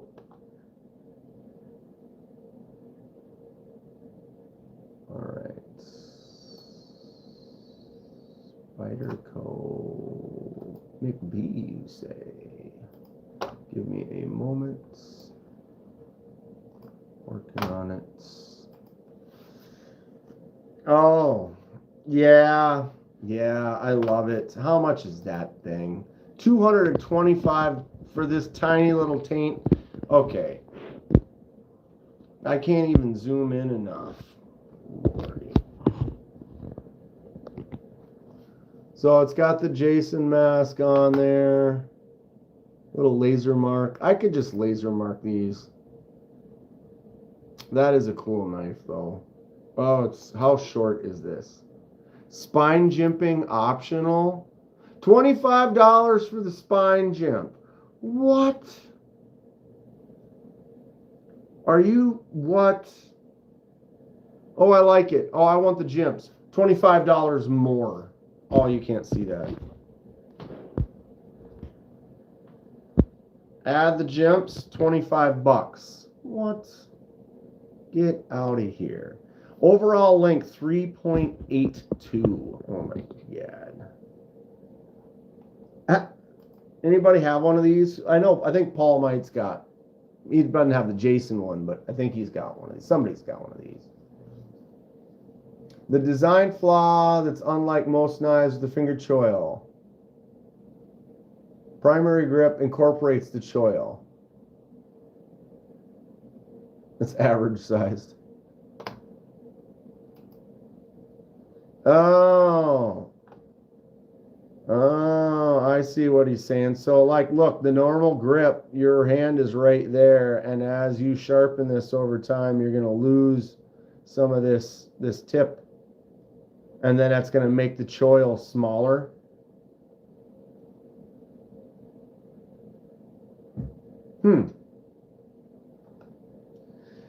Yeah, just another thing on this design that I'm not really, kind of one of the reasons I still haven't picked one up. It's not quite what I wanted or what I was looking at being invested in, or, same thing with this one here. If they had a different blade steel, yeah, there's nothing wrong with Nitro V. But just, $60. It's sort of like a Jason mask. Sort of. Sort of not. I would. Where did I put that one now? I lost it. It's gone. It's gone. Maybe we need to close some of these out. Oh my god. Kenman, you got too many. Alright, so we can close this one. We can close that one. Here's my lefty micro milled stitch that I still got to wait a couple months for. Here's some of that rich light that I bought. Very cool. Lou, so you hate the Ripley. Noted. I still, the thing is some people, are like, he's got a point. He's got a point. But it also depends on your life situation and the way you do what you do. The things you do, what you do. I have knives on every square inch of every surface in this entire building. They're everywhere. So when someone says like, oh, well, you're going to sharpen this and you're going to wear it down to that choil or whatever. Well, how much you hogging off, says Donnie, right? If let's say you buy one knife, you have one knife, you carry it every day. You use it every day. You make cuts with it every day. You sharpen that knife, you keep carrying it. You don't swap it for another one. That's your knife. Definitely consider stuff like that, because you're going to sharpen it more and more, and that's when it's going to slowly kind of wear down. Now, if I carry that knife once, then I carry that knife the next day, and then that one the next day, then that one the next day, then this one, then this one, then this one, then this one, then this one, then this one, then this one, then this one, then this one, then this one. Then we go over here, and we go over here. I carried this knife, I put it down, I made with my stuff. I didn't carry it again for over a month. So now I might only carry this knife 10 times a year, 12 times a year. Carry it 12 times a year. I only cut with it so many times in a day. I might not even need to sharpen it after carrying it 3 or 4 times. So now I might only actually sharpen it once or twice a year. And is it a real heavy sharpening? No. Am I reprofiling it? No. I'm just kind of touching up the edge, getting it back, getting rid of that burr, and kind of, you're done with it. So you're not really hogging off a whole lot of stuff. You're just kind of honing and maintaining that edge and then not carrying it again for a month. I submit that if that's how I live my life and that's how I do my things, I'll have knives like the Buster FG where that's going to get sharpened down to there. It's going to get sharpened down to there, and that's going to be an issue. When I sharpen it down to there, it will be an issue. But the amount of time, as long as I barely use it. They get fully used. I carry this knife on that day. When I'm at work, I will make a dozen cuts minimum every day at work. Every day. But then I put this away and I actively carry this knife tomorrow and actively carry this knife the next day. And I don't actively get back to this one for a month. My submission is in 5 years from now, my Buster FG will probably only have been sharpened 5 to 10 times. And I bet you I still won't be at that choil spot right there. Does that make sense? If I get rid of all my knives and I only carry this, first of all, I'm not going to be doing that because this isn't the knife I would pick for something like that because I would be sharpening it a lot and then it ends up becoming a thing. I would probably, see this one too. Right up to the choil. I bet you could carry this one for years and still kind of have it doing its thing though. But I also think that if you use a knife so much and sharpen it so much that you have now worn that choil down, congratulations, you are solid. Buy another one. Buy another one. I just wanted to argue. Depending on the material, it will last for 3 hours. An X-Acto knife. Yeah, dude. Here you go. Kaiser drop bear utility. Some people, this will work great. And that choil right there and that thumb ramp, that's awesome. Throw that blade away, put a new one in there, get back to work. If I was cutting wires all day, no doubt. I buy knives based on the idea that I will use it daily and vigorously, even if I don't wind up using the knife that much. Great, Lou. Love ya. I buy knives for my collection that I think are fun. If I think it looks fun, if I think it looks weird or interesting, this is going to be a rare daily carry. Rare. But I think it looks super rad. I think it's fun. And so I want it.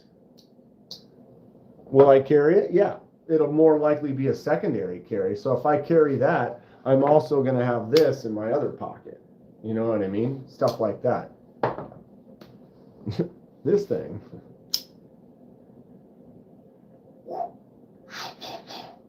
It's ridiculous. Absolutely. Do I need all of these? No. No. Do I want all of them? Yes. Do I want more? Yes. Do I carry all of them? No. In the last month, this shelf, Civivi, CJRB, Kubi, CJRB, and Damn Designs. That shelf. In the last month or two, I have carried the Prado. I carried the Echo one day. I carried the that Civivi X1. Carried the Chevalier recently. And I carried the Damn Designs Oni recently as well. So of these like 5, 10, 15, 20, 25, of these like 35 knives in the last like month, I've actually only carried like 5 of them. And that's one shelf. Now we got another shelf. Artisan cutleries, Migerons, Rosecraft, QSP, Kershaw's, tack knives. One, the Chef Master, carried a couple of Rosecraft fixie or slip joints. I think I carried the Rosecraft Aris Rex, the Migeron, carrots. I need more kukris and medieval weaponry. Is there such thing as knife rehab? New viewer here. An apprentice electrician, and I use Spyderco Tenacious as your daily. All right, not bad. Any affordable recommendations for your next knife? Well, because you're an electrician, I think you fall under that category where something like this might be good. This is the Drop Bear utility. So I personally, I don't cut a lot of wires, things with metal or staples or anything like that. You know, mostly cutting paper tape boxes, stuff like that. I like a blade. I like a knife. I'm not really going to be one to carry the razor blade type of a situation. But the Drop Bear utility has got great action. It's fun. It's snappy. It's an easy one-hand open and close. I think these are around 50 bucks. And then the thing is, you cut a bunch of wires and stuff with that for part of your day. Your blade starts getting bad. You just go squeeze, pop, throw another one on there, and you are right back in business. I would say as far as electricians go, where you're cutting some wires and some stuff like that, where you're gonna gum up or gunk up your blades, that might be something to do. Now the thing is, see you tomorrow, nerd. Do I carry these much? No, I have a couple of them, but it's not really something that I generally would rather have a blade. I'd rather just have a nice blade.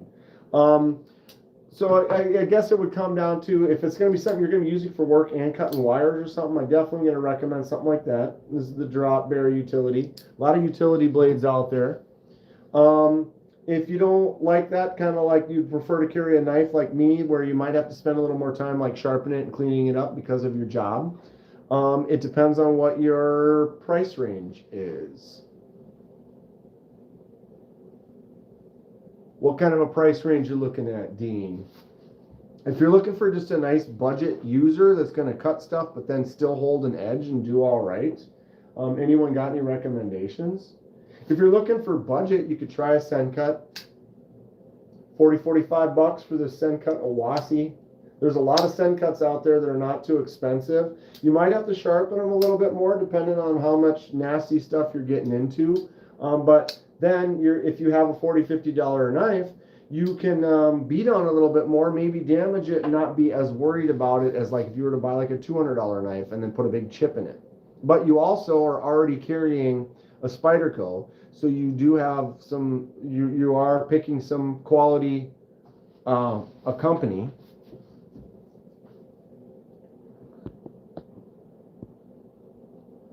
Knife tubers operate on different principle than non-collectors. Yeah, I buy knives for content, sure, but I make content. I buy knives because I think they're cool and I want them. Or I think it would be fun to do a customization to. All of these things I can also then film and make videos on, sure. But more formally, mostly it's I see something that I'm intrigued or I think looks cool. So I have all these weird gas station knives that have literally zero value to them. But I think they're fun. You know what I mean? Something like this, never carry this.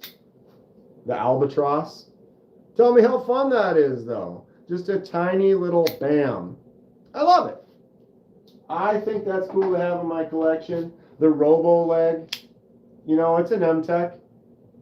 M-Tech is a low, bottom of the line company, but there are just spaces in my world for a knife with a mermaid and underwater scene on it. But yeah, do I carry any of those?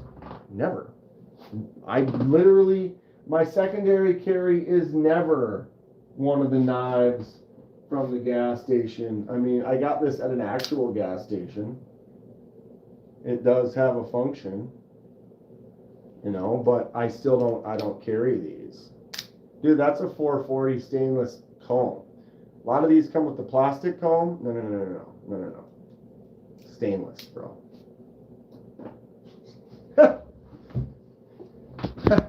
What's up, Alex? How you doing? 100 tops right now. Sorry, I didn't see that. I've been I said drop bear utility blade. Yes. They make a lot of drop bears. You can get a drop bear that's just got a blade on it like this too. Same basic knife. And you can look into that too. I use my drop bear on all my unboxing videos. $100. Everyone in the chat, if you were going to spend $100 and you were an electrician and you wanted something that worked good, what do you think? What would you go for? The Kaiser has a great non-screw based lock system. Yes, you can just go in on this one here and you can see right there you have this little push pin. So you basically push that in and then pop it off and then put another one on. Pretty simple exchange. But they actually have two versions. You can buy the quick release one or you can buy one that has a screw in it. So then if you're doing more difficult work and you don't like that and you want it to be screwed in, you can, instead of having the little push button right there, it's got a little screw right there. So they do have a couple different varieties. Rubber gloves. Chavez Utility is the bargain Riot. It has 2 screws. Electricity is scary.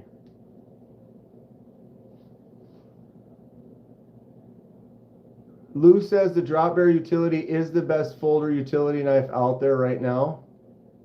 $40. Yeah, I mean that's kind of one of the reasons I grabbed it. I think it's a pretty good one. But some people like myself, I'm not really into. What's up, Neil? Mersault. I want to carry a blade, not a razor blade. But I also don't do electrician stuff. So if I were, that's probably what I would go for. But $100 knife, if anyone could just buy a $100 knife right now, what would you get? What would you get? Trying to think of what would be in that $100 range that would be cool. If you could get, these aren't really available anymore, but the Kaiser Mini Towser K, this one was about $100. 154 cm frag titanium. Great daily user. One of my favorite knives. And it's pretty much right on that $100 range. I'm kind of a mess right now. I got crap everywhere. Cold Steel Code 4 S35VN for $67. Mallory, I'm not buying any utility knives for more than 40 or more than 20. Other than that, I'm not. Yeah, I'm not into them either. But dude, honestly, if you were, I would rather spend the $40 and have this in hand. When you grab that right there, you're actually like, it makes you want to carry it. It makes you want to carry it. You're like, wow, that feels good. You know, it's not the same as your Milwaukee Fastback. This does not feel good. This makes me like, I'd have to spend a few hours shopping for a $100 knife. Milwaukee Fastback takes a lynch clip now. The DeWalt sucks compared to the drop bear utility. Well, yeah, the DeWalt one and the Milwaukee one, nah. Work Pro. I am not familiar with the Work Pro. I do have one other one, the O knife. There it is. Dean Janjatovic subscribes to the channel. What's up, Dean? Thank you for subscribing. This is the O-knife version. It's Desert Armory and more subscribed to the channel. What's up, Desert Armory? Welcome aboard. This is the other one that I have. This is the O-knife version. Not bad. Doesn't feel anywhere near as good. Not as snappy. Smaller handle. Straight across. No jimps the same. It works fine. What is kind of cool about this, though, is it does have the little screwdriver Phillips flathead that goes in there that's also like a button lock that you can use, and it does accept the small size like Torx bits, so like if you were adjusting like your knife handle or something like that, it's kind of a cool little addition on the O-knife version. About the same price though, so for that $40 I would rather have the drop bear utility personally. You want to, oh, I just sold that one too. Boom.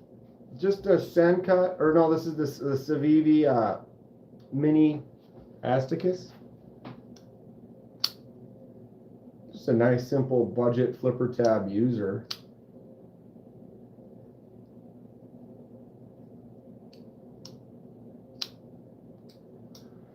If you're interested, it might still be on sale on Amazon for that price, says Lou.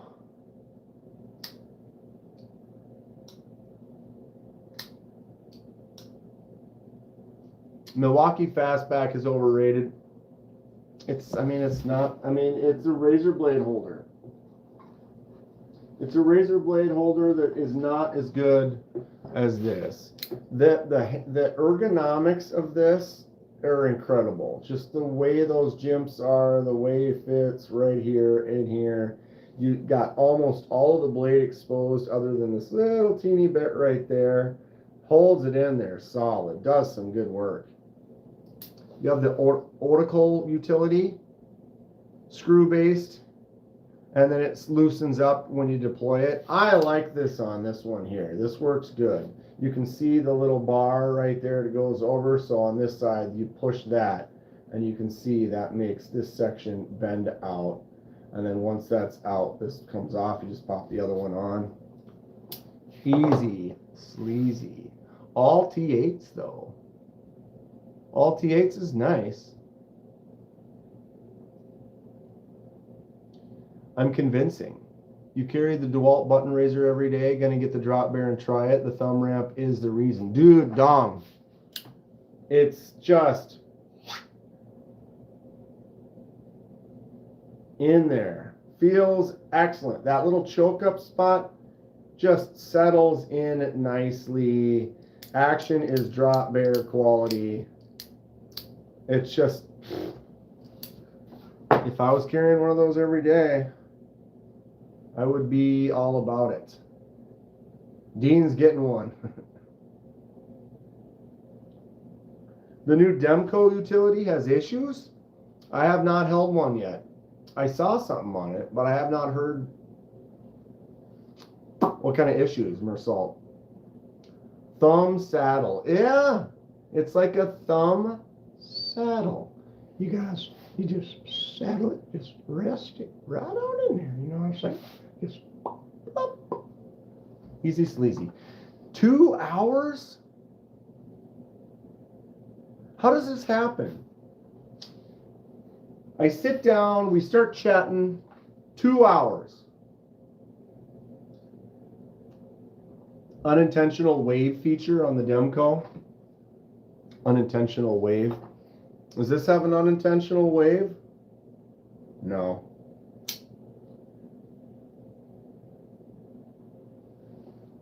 Maybe. See that? I did it.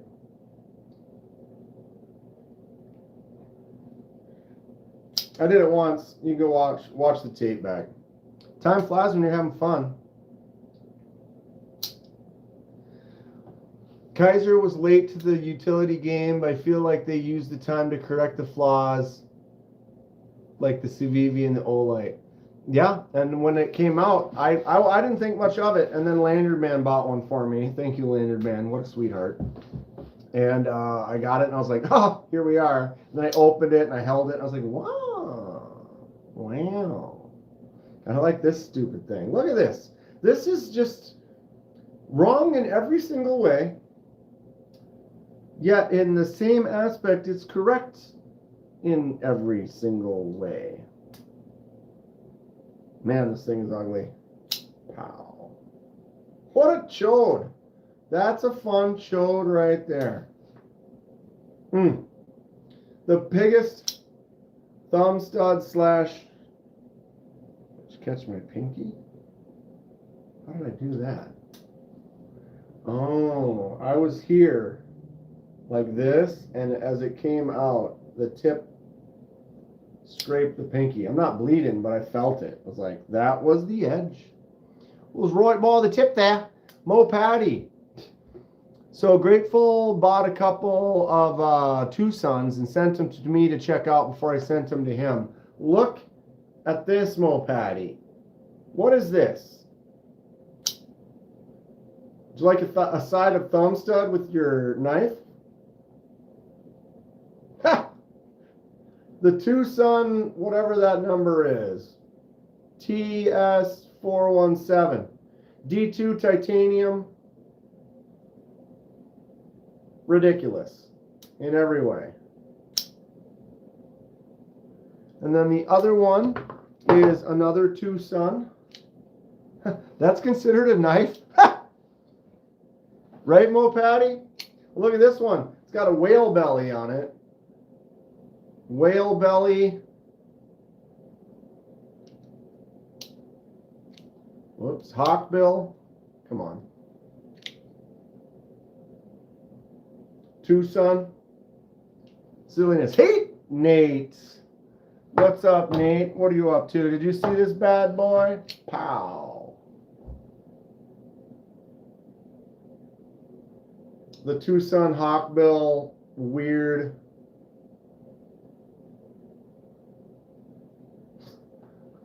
I mean, you could try. I wouldn't recommend it. Just not a good idea. You have that Hawk Tua? You got this one? Someone in the chat said it looked like a whale belly. I can't remember who that was. I apologize. But I can't unsee it now. It looks like a big, great beluga or whatever, giant whale's stomach. Hey, Nate, can you front flip yours? Because that's what those would be for. But But if you look, when that is open, those are gone. Those are completely buried within. So you can't get to those. So those would only be there, you would think, for like a front flip. But I can't get that to front flip to save my life. Lurking for a while, running a tractor for a sister's school for a fall festival. Right on, Tegan. How you doing tonight? Doing work is what he's doing. Doing some work. Who's got Tucsons? What's their favorite Tucson? There's a bunch. Who is it? Steve? Steve's got a collection of Tucson. John, what does no one care about? It appears that no one cares about what John's saying, is what I'm guessing. Because everyone in here right now, John, we're having a good time. Been having a good time for a couple hours, so you can jump on board if you like. You like knives, John? We like knives. Knives are fun. They're great tools, great things to use on a daily basis, fun to collect.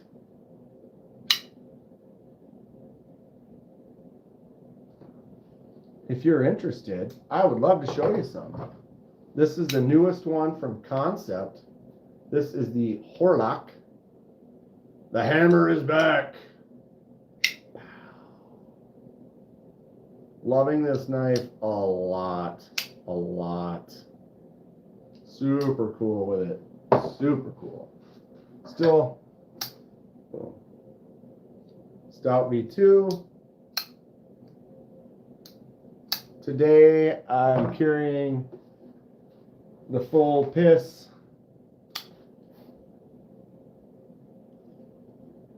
Nate's got the Tucson Poor Man's Paisan. Pretty damn good. For a while there, I guess I wasn't on, I mean, this has been years now, but for a while, my only experience with Tucson was like the weird cheap knives. John, this is 13 and up. John, let's have a chat, John. We are on YouTube right now. And any responsible person, parent or whatever, would moderate what their children watch. And YouTube is a format that is 13 and up.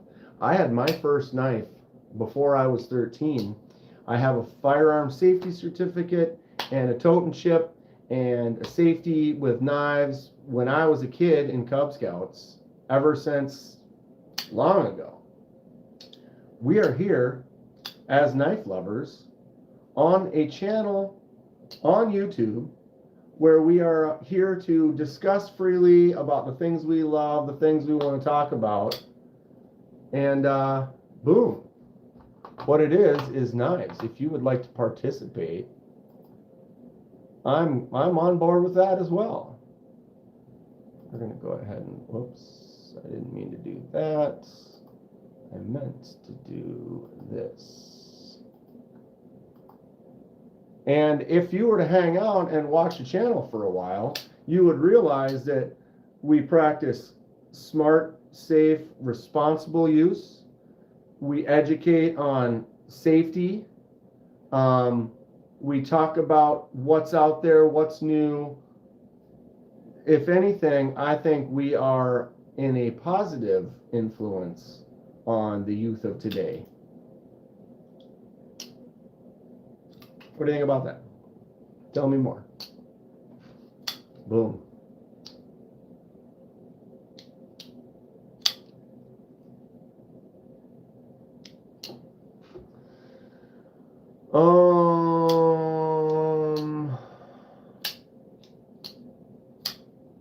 Ed has a bunch of Tucsons. Thank you for calling. First time caller, long time listener. I would like a double butter burger with cheese and bacon, ketchup, mustard, and pickles. Paul's back. Paul might. He might. Replaceable blades is the play. For you, Dean, I think so. I really do. When you are going to be cutting some wires and stuff like that, you are going to be putting some damage and putting some dings and stuff on your blades. And you could either become a super professional sharpener and sharpen regularly, and maybe you would actually enjoy that. Maybe some people are kind of think it's like a therapeutic, it's like fun, you know.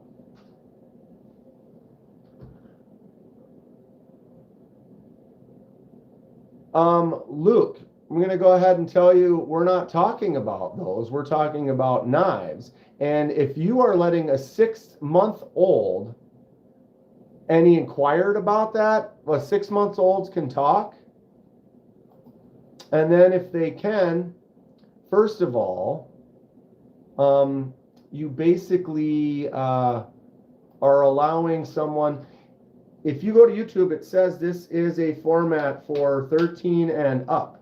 So that's not on me, that's on you.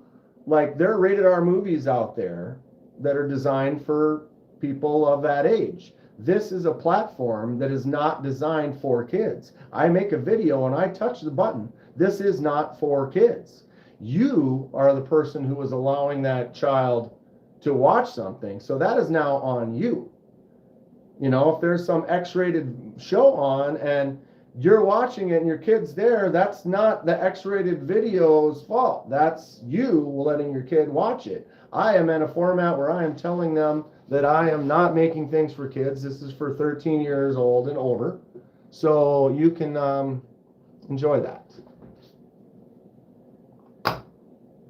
Yeah, and if he's 6 months old and talking, 6 months old, talking about or watching a video about knives, but then asking something about a bang, doesn't make any sense. We're not talking about those here. And did I? Paul, I might. I did. And it was about the most legit answer. I mean, I'm spitting truth here.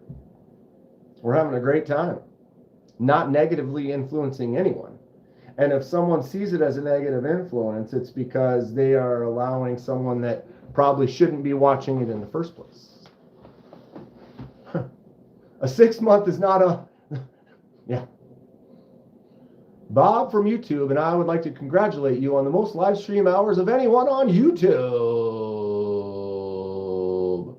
Casey with the Knives Fast channel. I'll go ahead and give him a salute. The KC Microjet salute.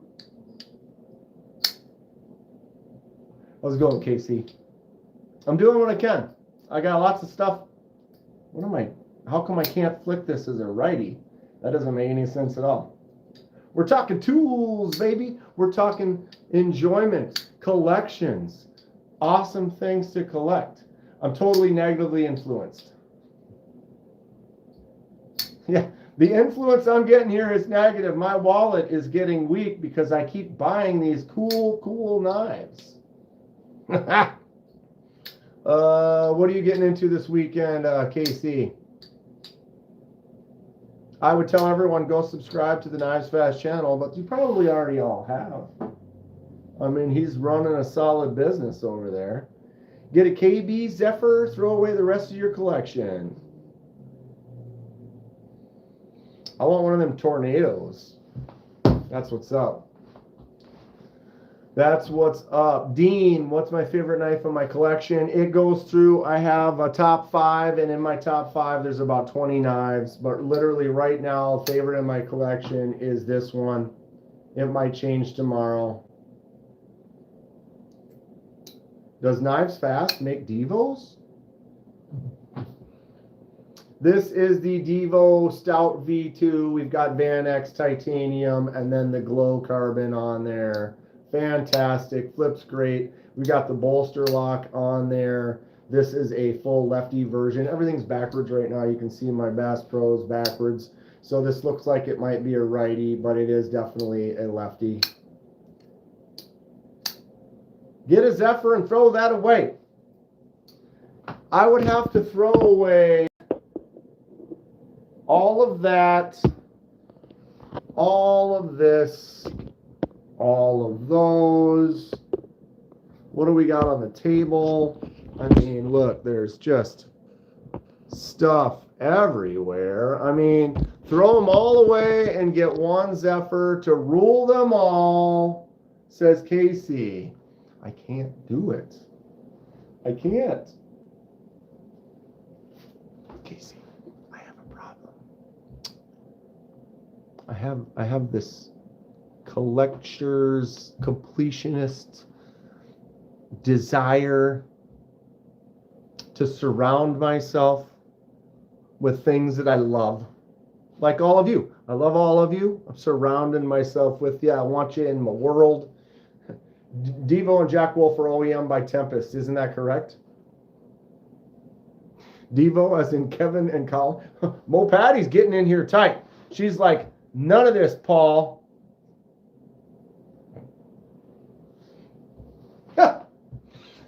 Oh, you kids. Top 5 is 20 knives. Yes, it is. It literally is. My top 5 right now consists of at least 15 to 20 knives. I can tell you that the Microjet is in there. Although,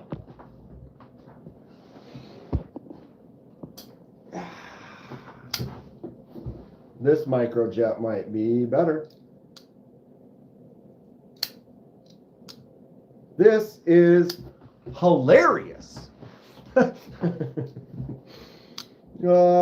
man, this is the other microjet, Tempest microjet. This one matches my full piss. Look at these two. Sexy Altum. Daddy needs a new pair of shoes.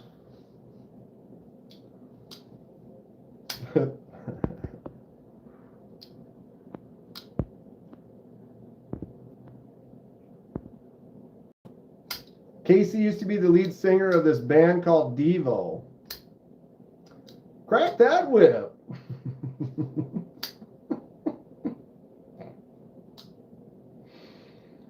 Oh, I tell ya. You kids. It's solid stuff. Solid stuff. 626. So, Casey, did you come in here because you're like, I'm going live? Then you're like sinking KDK. You can still go live, buddy. You can still. Nobody else is live right now at all. Anodizing titanium. New video from Keybar. Might have to watch that. I did get my anodizing station. My wife's in a store at the mall, and I'm walking around to get the rest of your steps and listening to the craziness. It's been a little wild in here today, KC. Not too nutty, but did you see the Tucson? Lo, did you see this? Casey, did you see this thing? This is Grateful Dong's. He bought a couple Tucsons and he sent them to me to review before he got them. Oh, I almost cut my pinky again on there. Tell me this thing isn't just hilarious. D2 and then micro milled titanium on there. The Tucson TS417. I ignored you. I was probably laughing like I almost lost it. This thing is so crazy looking. I totally didn't even see that. I'm sorry. I didn't ignore you. I just didn't even see it. It's the Tucson TS8675309. Jenny, I've got your number. I've got a fever. The only prescription is more ridiculously oversized pivot Tucsons and cowbell. Yeah, that pivot is, I mean, what's bigger, the pivot or the stop pin? I mean, it's almost, well, it's not even a stop pin because it doesn't stop it. It's just thumb studs. It's just thumb studs. Jim Cox. Just thumb studs on this absolutely ridiculous Tucson. I almost kind of want one of these. It's inspiring though. This is starting to make me think more and more about some designs that I want to do. You know what I mean? Like this is just, look at how thick it is. It's absolutely gargantuan thickness, but it's tiny. Does the Drop Bear Utility have a nice pocket clip? There's your clip right there. Is it my favorite clip in the world? No. Is it a good one? Yes. Gotta go. Everyone subscribe to the Knives Fast channel. KC is a fantastic gentleman. There it is. I think it's a good clip. Boom.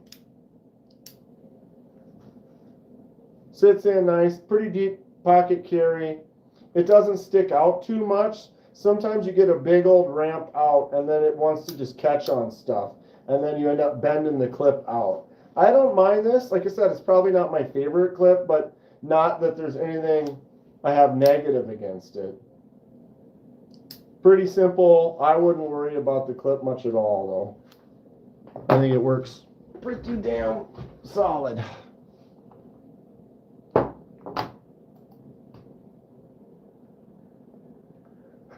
Do you ever do anything but go knives fast?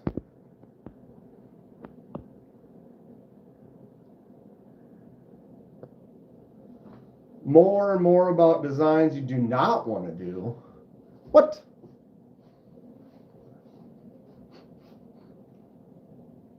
What?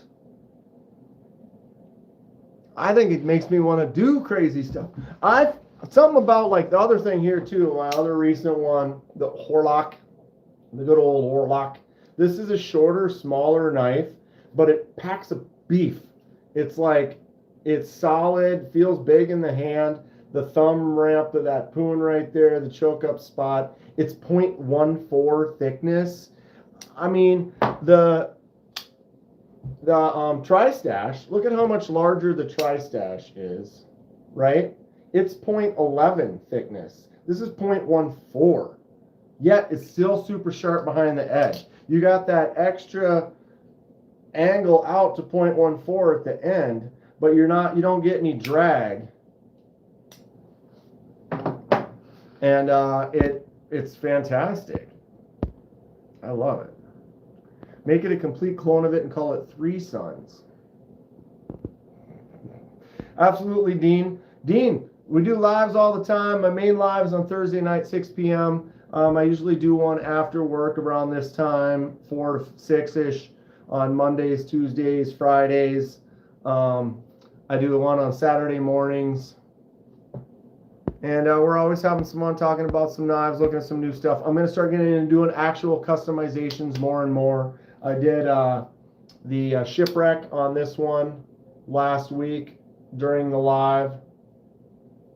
And then we did a swap because these are the same knife.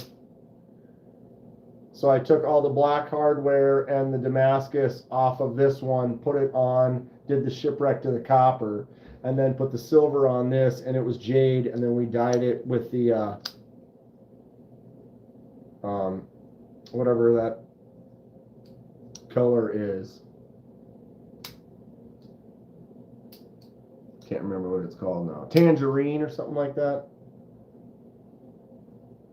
So I want to get into doing more customizations during the lives. I make custom videos and then post them, but I think it's kind of fun to do it interactively right here with everyone. I did just get this right here. If you don't know what that is, this is a power station for anodizing titanium. So we're going to start anodizing titanium in-house. I've done a lot of anode projects, but at work.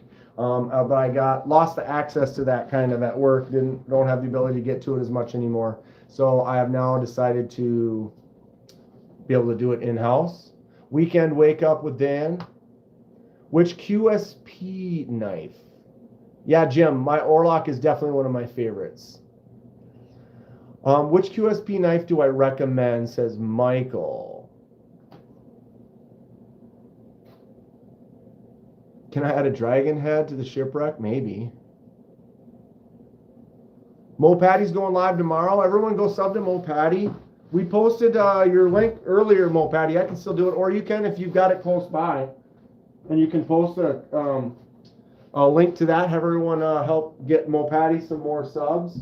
Okay, QSP.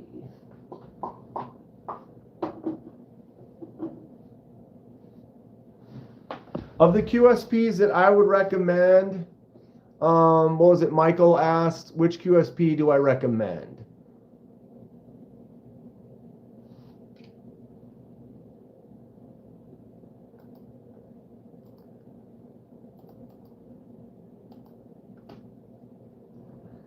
Okay. Recently, I mean, if anything, I would say a lot of people are going to say the QSP Penguin. Standard issue, QSP Penguin. This is a shipwrecked one by me. This is a brass QSP Penguin. You can get the base model QSP Penguin for about 30 bucks. Fantastic knife. Plus with the cool shipwreck on there, it looks great. I'm really happy with the shipwreck of this. QSP Penguin is a really nice banger. I do have a mini Penguin as well. A little bit smaller knife. But as far as the minis go, this is probably one of the nicest little mini knives out there, the QSP Mini Penguin. regular penguin. All right. Sorry, I'm trying to keep up with chat. What do I think about the parrot? Parrot is fine. I would say I had a parrot. I did a custom to it. I used it for a giveaway. Parrot and the penguin are very similar in price. I think the penguin is just a little bit better. The parrot is it's like almost just like a slight step down. Not that it's bad, but I just think the penguin's a little bit more solid of a build. Parrot is not bad for like a $30 knife though. One of my favorites is this one here. This is the QSP Hawk. I bought this when I was at Blade Show, Texas. 14C28N. Really great shape. I just fell in love with the wood handle on there. Look at that grain at the right angle. It is just beautiful. Simple little flipper tab knife, but then you've also got that thumb stud on there. Works great. Can't flip the clip to the other side, but it just feels really good in the hand. Call me sketch because I draw fast. Kaiser Bulldog, you're liking that? We were just looking at the Bulldog earlier. They got a new Jason version, and I'm a Jason lover. But QSP Hawk, I definitely really like this knife. Got to carry that one again soon. I did get the QSP Chef Master. This one is a user. Oh, no. It just hurt. I cut myself yesterday. Oh, I did cut myself again, didn't I? No. Just seeing things. Anyway. QSP Chef Master. It has that huge finger choil, so you get in there tight like that, and you are locked in. That is not moving anywhere. Fun stuff. That's the QSP Chef Master. It's kind of a newer model. But the way that finger choil is, you lock yourself in there. Good old choil bat. I got one yesterday pretty good right there. And I just basically ran it right across that. So it felt, you touch it and you feel like you cut yourself because it's already cut. Jack Wolf Scuffle looks promising. It looks interesting. Jack Wolf has been doing a lot of innovating, doing some collaborations, coming up with some new designs and stuff, which is cool. It's always nice to see innovation, trying to come up with some new fun stuff. The new Kaiser Beaver 2 with the jack-o'-lantern. Yeah, I think that one's cool. I like the little thumb ramp on that one from Kaiser. The Beaver 2, it's got like this little ramp in the top of the blade.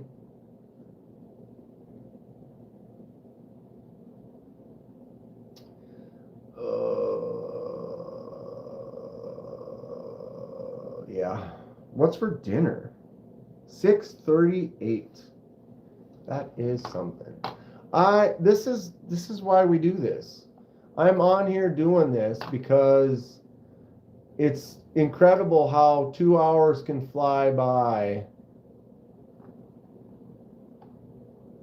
And here we are, still talking, chatting. I need to start doing more customs during the lives. Once I get the Anno Station up,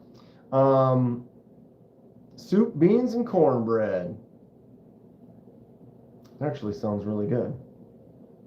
Who likes cornbread? I do. Soup? What kind of soup? I don't eat a lot of soup in the summer when it gets hot. But in the winter, I love me some soup. You ever get like pho? Oh, dude, a huge bowl of pho is amazing. So good. Get like a combo with the meat. Fish stick sandwich? That seems good. Fish sticks, but then make a sandwich with them. It's genius. I love it. Breaded fried chicken thighs, homemade cream corn. Donnie, man, you and your bro, you're cooking good. It sounds like you cook good meals. You go have dinner with Donnie. Popcorn chicken bucket aficionado. Lou, you got to get some popcorn chicken on occasion, That was just a good, when I was at the old building, on my way home on those days, I could just stop and get that popcorn chicken bowl. But it's out of the way now, so I don't really go that way anymore since I've been in the new building well, it's been over a year now, almost. We eat well. You got to eat well. I eat well too, but I don't. When I live alone, cooking full meals, I don't spend as much time doing that. It's like one of the things other than buying knives, that I spend my money on is food. I could probably save more money on food by cooking more meals, making more lunches. I basically go out to lunch every day. It's kind of, sometimes you have to pick and choose, you know. Some people are crack addicts, I buy good lunch every day. Yeah. And knives. Donnie does. He cooks. Donnie be cooking. That guy cooks. Which is... I need to come visit Donnie.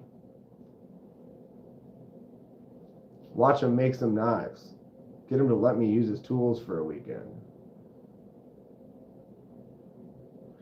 Get a nice Spyderco kitchen set and you'll cook more. It's not that, Michael. Although having a good kitchen, I started getting into that, and I have some nice kitchen knives. I have a really nice Kaiser chef knife. It's like a big 9-inch chef knife.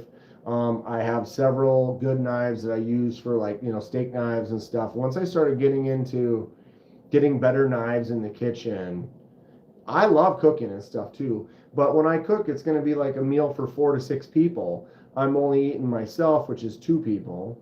But then leftovers, I'd have several times. I don't always get it all eaten. But I don't know. A lot of the meals I cook, it's just that's what it is. It's going to be enough to feed me 4 times. And so I don't. And when you live alone and I've been busy, I have a full-time job. I also help run Friends League in the summer. I run my own league in the summer. Nephew's got some games I try to get to as often as I can, and then running the YouTube channel. The free time I have, sometimes it's easier to just stop somewhere on the way or order a pizza or whatever. But I have a bunch of meals I like making. I have been making hot sauce lately because I grow peppers in the garden and like gold bar squash, zucchini, and stuff like that. I dare say most culinary knives are better than the Spyderco options. That could be true, Neil. The Spyderco ones might be all right, though. I don't know. I have a couple in the kitchen that are Mora. Like, I have a couple Mora knives in there. They're, less than $20, and they work great.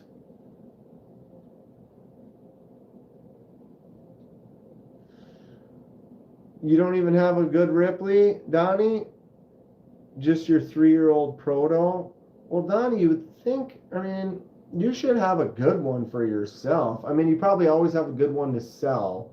But you know what I mean? You sell them all. You should have a good one that because you're always going to be carrying your knives so you can represent show. But you should have a killer one in your pocket. Donnie, I think everyone would agree. You should get on your books, and then maybe next May you can make one for yourself.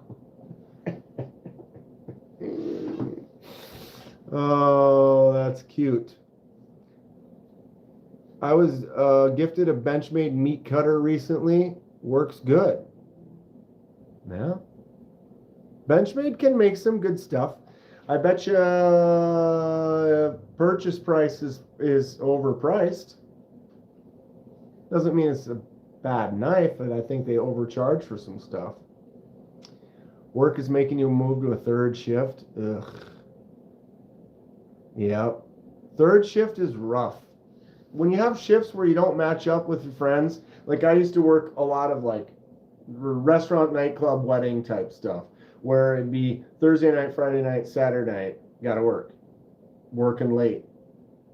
But I'm off Sunday, Monday, Tuesday, Wednesday. Anybody want to go do something on Monday, Tuesday, Wednesday? Nope, everyone's working 9 to 5. But then I'm not working during the week. But then everyone's like, oh, this weekend we're going here. It's like, well, I worked Friday night and Saturday night. We'll take it off. But like some of those gigs, was doing weddings, I could work Thursday, Friday, Saturday. And in those 3 days, it was like making the money of a full-time job, but only working those 3 days. So now you take off a Friday and a Saturday, you've literally lost 25% of your month just for taking that weekend off to go do something. And you can't make up the hours because no one's getting married on Monday, Tuesday, and Wednesday, rarely. So now you can't take your weekends off. It kind of sucked. It was great because you had that free time, but then when your other friends don't have free time, though, that, it doesn't always work out. So I feel you with that third shift thing. It's going to be, I wish the best for you. Ham steak, light browned, olive oil, little garlic, black pepper. Yes. Most makers don't have time for themselves. True. You can make a fixed blade version of the chubby Tucson. Yeah. Just a fixed blade monster chode. I have some fixed blade ideas, some drawings. I have some things I want to do. I definitely want to try some of this stock removal stuff. I gotta save up and buy what is it, a 2x72 or a 1x72? I think it's 2x72 belt. Which one should I buy, Donnie? What brand?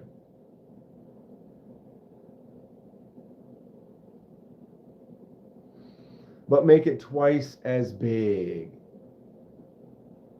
Yeah, tattooing was like that. Friday and Saturday you're working for sure. For sure. The Donger.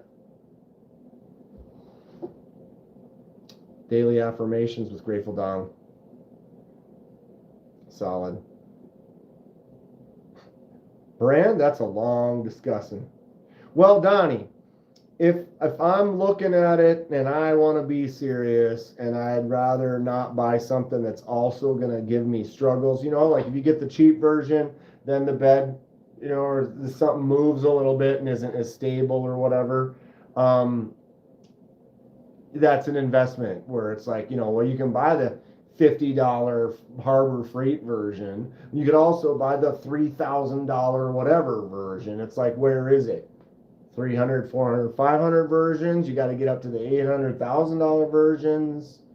That's where I'm kind of at. Like as far as when I was looking at the CNC machines, it's like I was looking at like, oh, I want to get this one at $300, and it's like then you look and you're like, oh, this $800 one is better, and then you're like, oh wait, the water cooled one for $3,500 is way better, and you're like, well, why would you spend that much? But the reality is like the water cooled one, the motor is going to last a lot longer. You're going to make a cut. You're going to do this thing. It's going to take you 10 minutes versus on the $300 one, that same thing is going to take you 4 hours. And so 4 hours of non-water cooled motor is going to get hot. It's going to overheat. You're going to burn out your motor sooner, and you have to wait 4 hours for it to cut that out.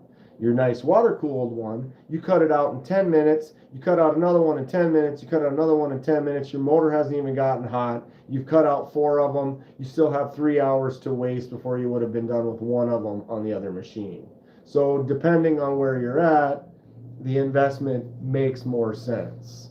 But did I fall out of it when it was like, well, $3,500? I guess I'm not buying one of those right now. I did get a cheap one. Buy once, cry once. Right. I might be the only 16 Candles fan in here. Well, am I a fan or am I just a knower of a movie I've seen? 16 Candles definitely better than Pretty in Pink. Sure. I wouldn't steer you wrong. Many options now. I'll fresh on what's out and we'll chat. I'm just, I'm looking for something that'll, do I need the top of the line? No. But do I want the bottom of the line? No. I want something that's not going to cause frustration. Like if someone's like, oh, you get this one, it works good, but the belt gets a little loose when you're doing this. It's like, especially when you're trying to make precision things, you would think you want it to be as solid as possible. Like I've seen, I can't remember what it's called, but like on a mill, Donnie doesn't know about mills, but if you got a mill, there's like a certain place, so like you're twisting the thing and it moves the bed, right? And so you stop. but how much play is on that spot before, you know, if you twist it this way and then you twist this way, there's like this little bit of play. I can't remember what that's called. But if you get a cheap one, then that bed, and so like if you want to go and make a cut, move it a little bit and make a cut, like you're making jimps or something, if it's got a little bit of back play to it, now your consistency and your cuts are not going to be good. So you want to not buy that super cheap one that's going to have that movement. Big Hams, what's going on, dude? How you been? Phantom, hopping in here to remind you that you matter. I'm not crying.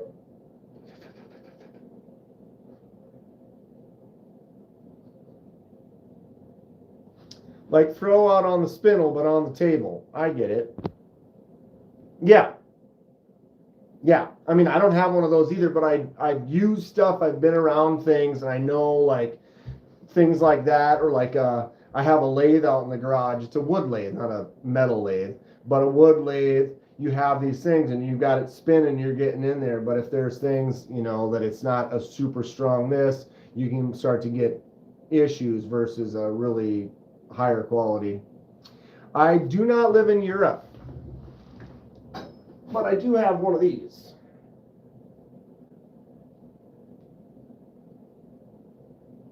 That's annoying. Because why wouldn't you? Because why wouldn't you? We haven't done a Valhalla in a couple days. We might as well Valhalla, right? Valhalla! Why did this fall down? Now we're getting into business.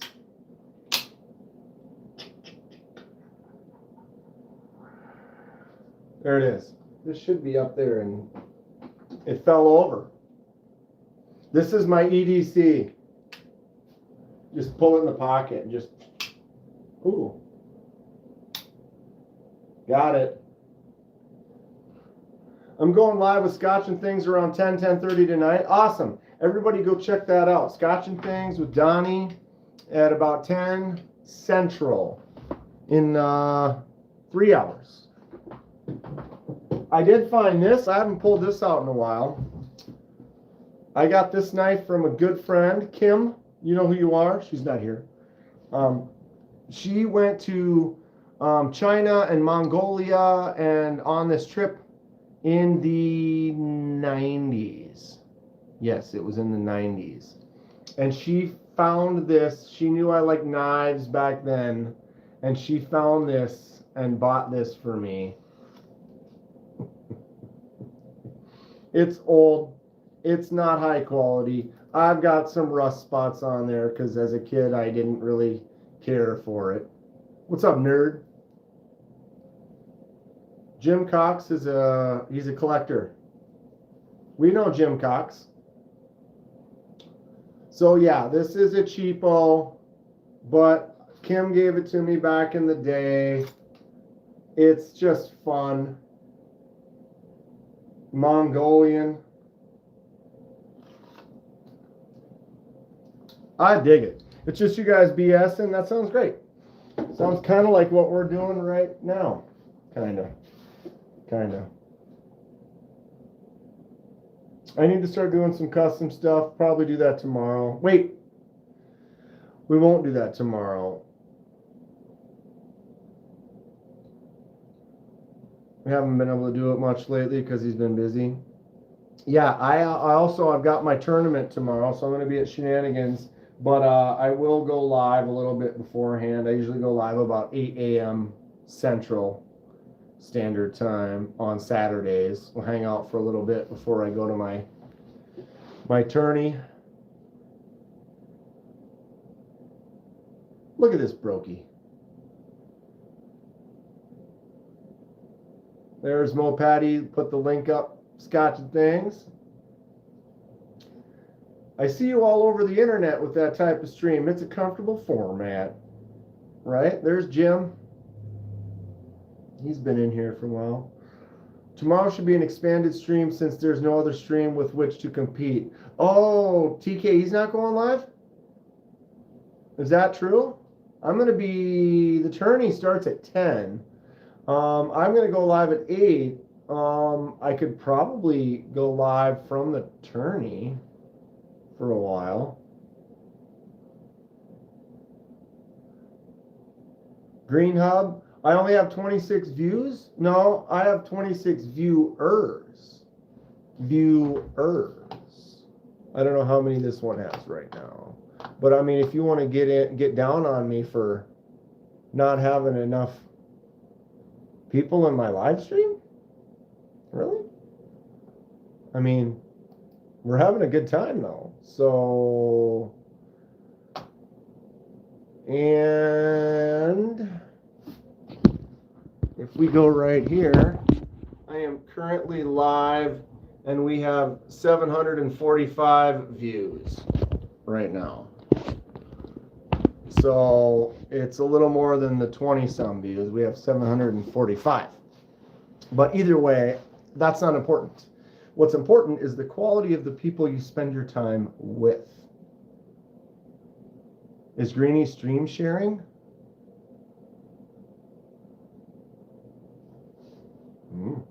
Yeah, what's TKE got going on, I wonder?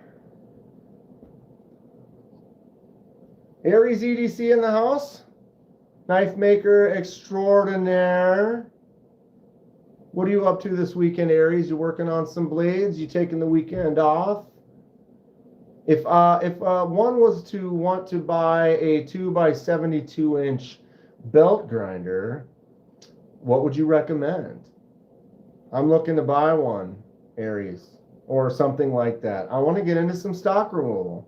Aries has definitely been an inspiring individual. He does a lot of live streams. Go check out his channel. Oh, shaming. Maybe I need to put my glasses on, Lou. Myopic corn cob.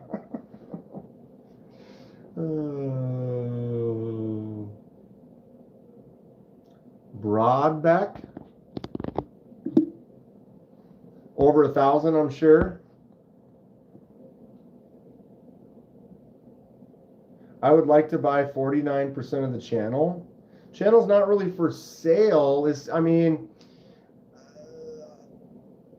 I have 3,000 plus video uploads in the last 2 years. I have 10,000 subscribers.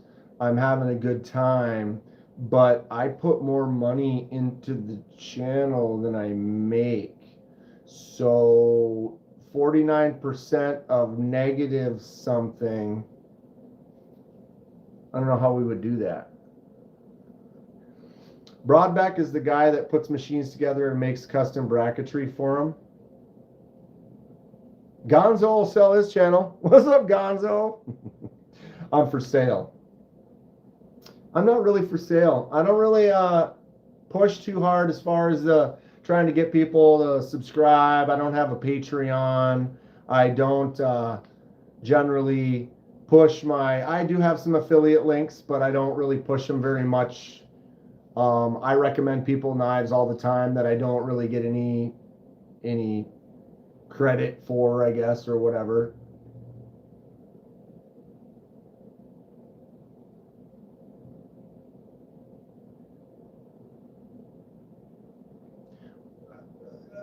I mean, having an investor means what? Then how's that going to work? I could start the new Dan Man channel. What would the investment, what are you offering is my question. So 49% of my nothing, then you invest in that, like what's the benefit? 20% profits of what? Now I have to do commercials for you or ads for you or what? That's my curiosity. What, like 20% of the profits? So you're buying 49% of the channel, but then I only get 20% profit? What? I guess I don't understand how this works. What I can tell you is what I do understand is I love the knife community. I love being part of the knife community. I don't do this for money. I do this because I love it. I've been on this live stream for 2 hours and 49 minutes And we haven't even done a customization today. We've just been chatting and having a blast. And that's kind of my main goal. So in that, I feel very successful, very blessed with how the channel's going. I like that I don't have to run ads.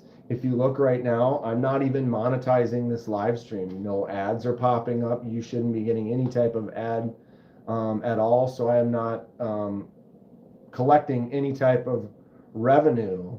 Yeah, Green Hub. I'm not even. You want to message me?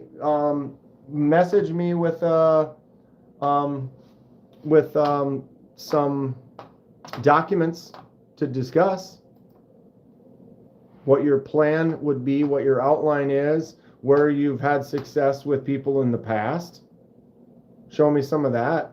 I definitely would read up and check into it.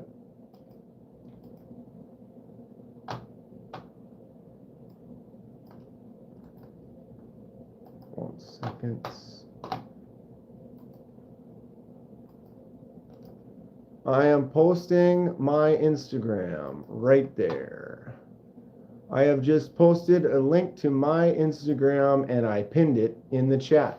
If anyone would like to message me about knives, about customizations, if you want to send me a knife to review, you want to buy one of the knives that I've done a custom to, you want to send me a message and say, hey, Kenman, I was on the live and I'm trying to sell you some advertising from Green Hub.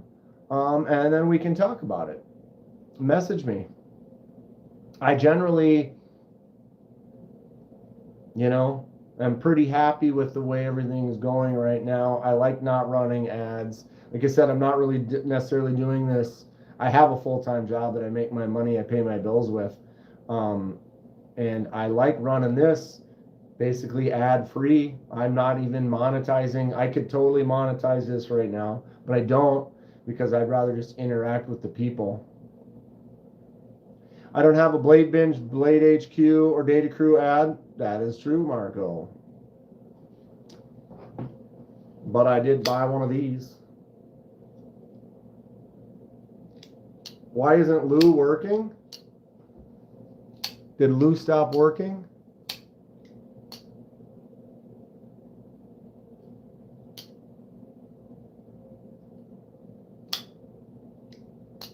Roger Baker.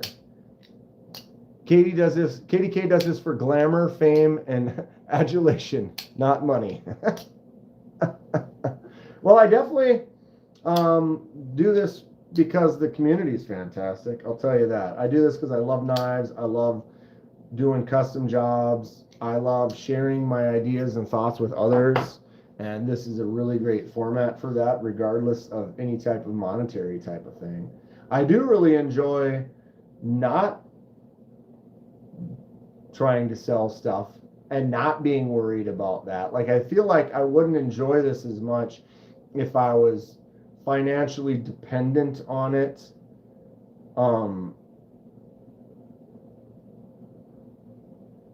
If I could, if it were to continue to grow and develop and get to a point where I was able to do this full time, that would be cool. I would be down with that. Is that my ultimate goal? Is that something that I would like? Sure, that'd be cool. But it's my goal is more to continue doing what I'm doing, learn more about some knives, get into knife making, and talk to the wonderful people in that community. That is my main goal.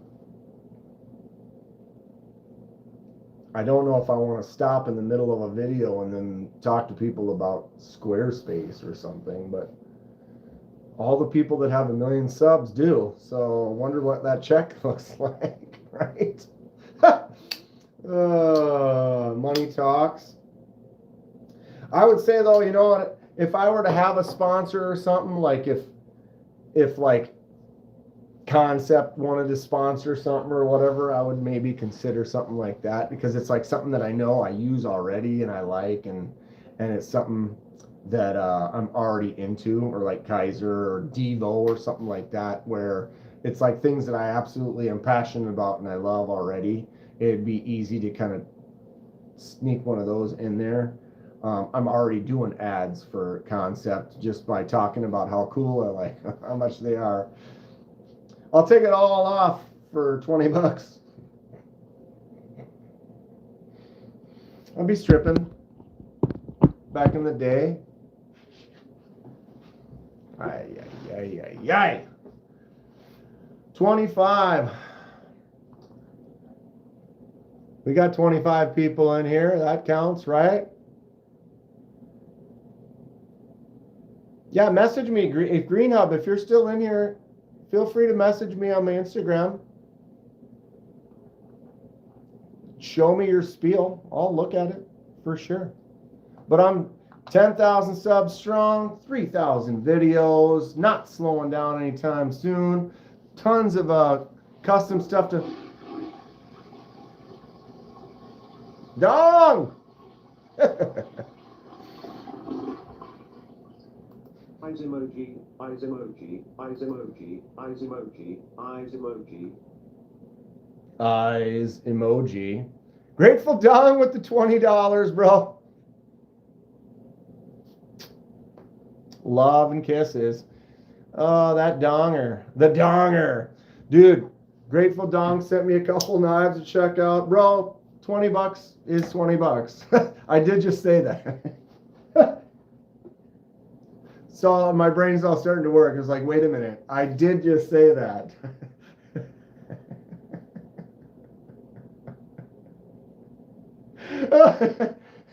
Wow. See, that's all it takes. That's all it takes right there.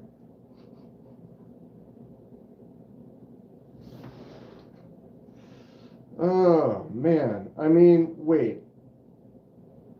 Who's got the 20 bucks now to get me to keep it on? Anybody? Get out that popcorn, y'all. Wow, am I false advertising here now? Is that what's going on? Mick, you want to be my agent? Now we're starting to just get in the dream. Now we're starting to talk about the blue stage, or whatever, the blue stage, like the early stage, the dream stage, the no idea is off limits. You just get to just brainstorm the funnest stuff. I guess I need to start dancing. Cue the drum roll. I thought the donger was paying for KDK to put the clothes on.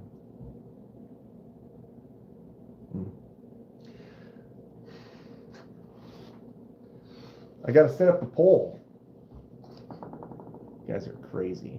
You guys are wild. Grateful. I do really appreciate it. I need to escape. Okay, I'm not that hairy. I guess I don't really need to escape, but sounds funny. Yeah, I guess it's stripping time. You know what though? You want to be, Mick wants to be my agent. I got an agent now. You want to talk money? Go talk to my agent. He gets a cut. Right? Is this the OnlyFans portion? I mean, I got big feet, large hands. I feel like there could be a niche for this, right? He sits in pies. He's a pie sitter. I got a live stream. I sit in pies. Show your nips at least. I'm shy. Stop. Don't. I always love your lives. Not only do we talk knives, but it's also entertaining. Roger, I appreciate that. We get a little wild sometimes, I guess. I want to keep working on that, though. More entertainment, more fun. I just came back, and apparently we're in the KDK night zone. I had to turn the lights off. Get it all dun, dun, dun. And yeah. But I got a new agent, I guess. Mick's my new agent.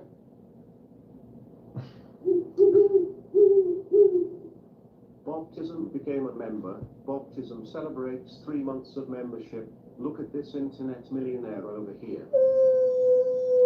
Ooh, 3 months from the baptism. Thank you, Bob. Gas station level. This guy is a sponsor.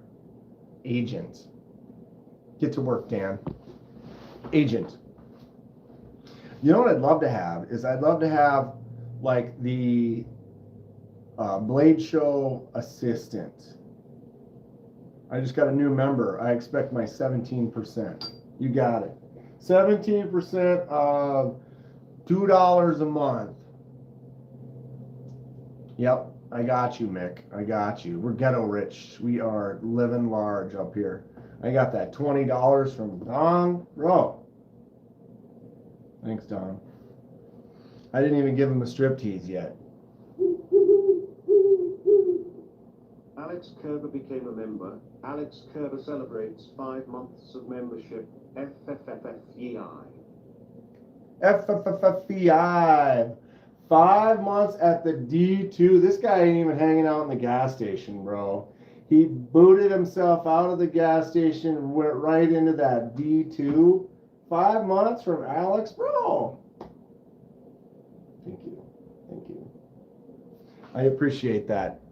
Time is just going by, though. Bob's at 3 months. Alex is at 5.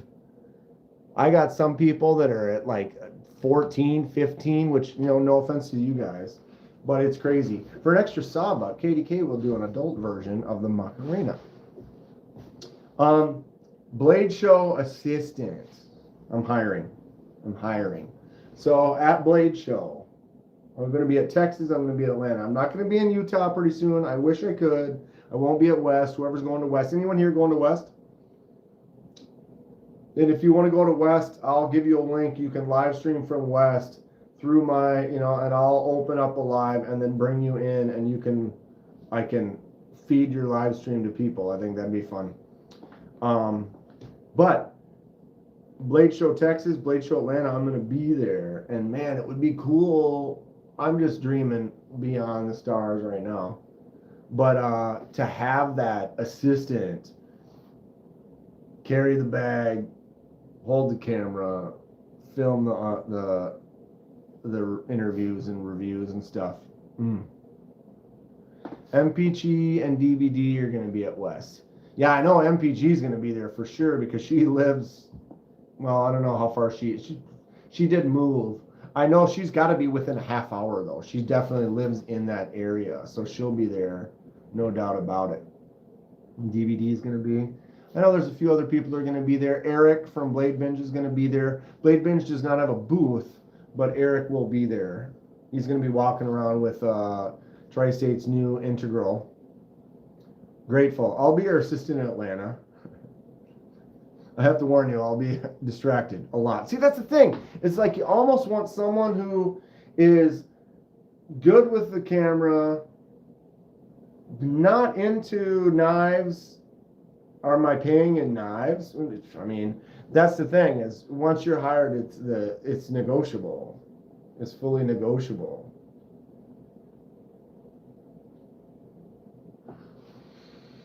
But I mean, you know, it's like if you're there and you want to have fun and you know a bunch of people too, it's like I don't want you to now be working. You know what I mean? It's like I don't want someone like, oh, I'm so big, I need someone working for me. You know what I mean? It's just the ease. Like Atlanta, there's a lot, and like carrying it. And I saw like Melissa had her assistant / boyfriend with her, and like he carried all her shit, helped her film. You know, it's like, dude, that would just be great when you're doing stuff. You can just be like, oh, here, throw this in the bag. Oh, here. But it's like, I don't want to, you know, like grateful. You're like my buddy, you know, like it's like, you're like, well, we should be hanging out and you should be right there. And we're just like shooting the shit, not like clocked in here, hold this for me. You know what I mean? Not that I'm down,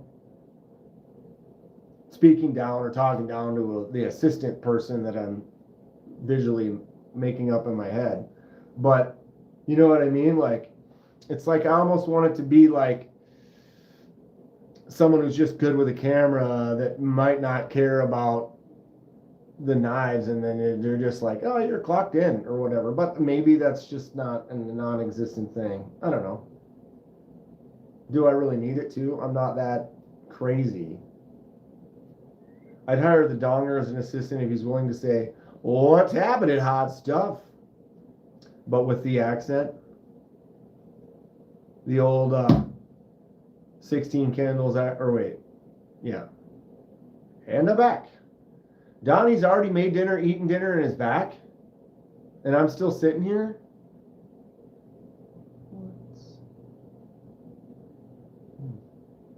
I guess. 3 hours and 4 minutes. You need anything audio video nerd as an assistant. They're the best. Yeah, something like that where it's like, they're there to help you. See, I know that grateful you'd be there to help me be successful too, but I feel like, I don't know. I almost feel like that turns it into more of a job when I just like to be free, just running around. We're live streaming. Don't have to worry about anything. Just back from a beer run. Got to work on that accent, grateful. What do we got? We still got 24. Jeez. 3 hours and 5 minutes on a Friday? How does that happen? We're having a blast. Wow. I need to get to it. I got some stuff to do. We're not doing any customizations today. Nobody else is even live right now, huh? That is wild stuff. Well, I'm going to be live in the morning, 8-ish. Bees starts any minute now. Wow, we already went all the way up to bees. That's crazy. Good stuff. Thank you all for a really good time. Brian, sorry, we're about to leave. Brian just showed up. Good to see you, Brian. I'll be live 8 o'clock tomorrow morning, ish. Hang out for a little bit. I do have my tournament tomorrow. It sounds like TKE is not going to be live, so maybe I will go live tomorrow during my tourney outside. That could be fun for a little bit. We'll see. I owe Grateful $20 lap dance, I guess, something like that. We'll work this out.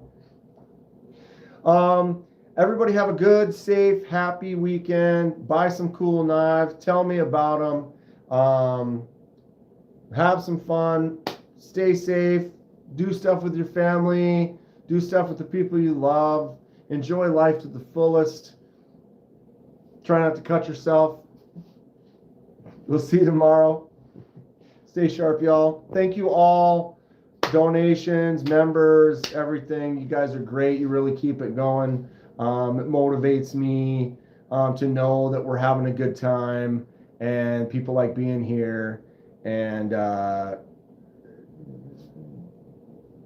see you next.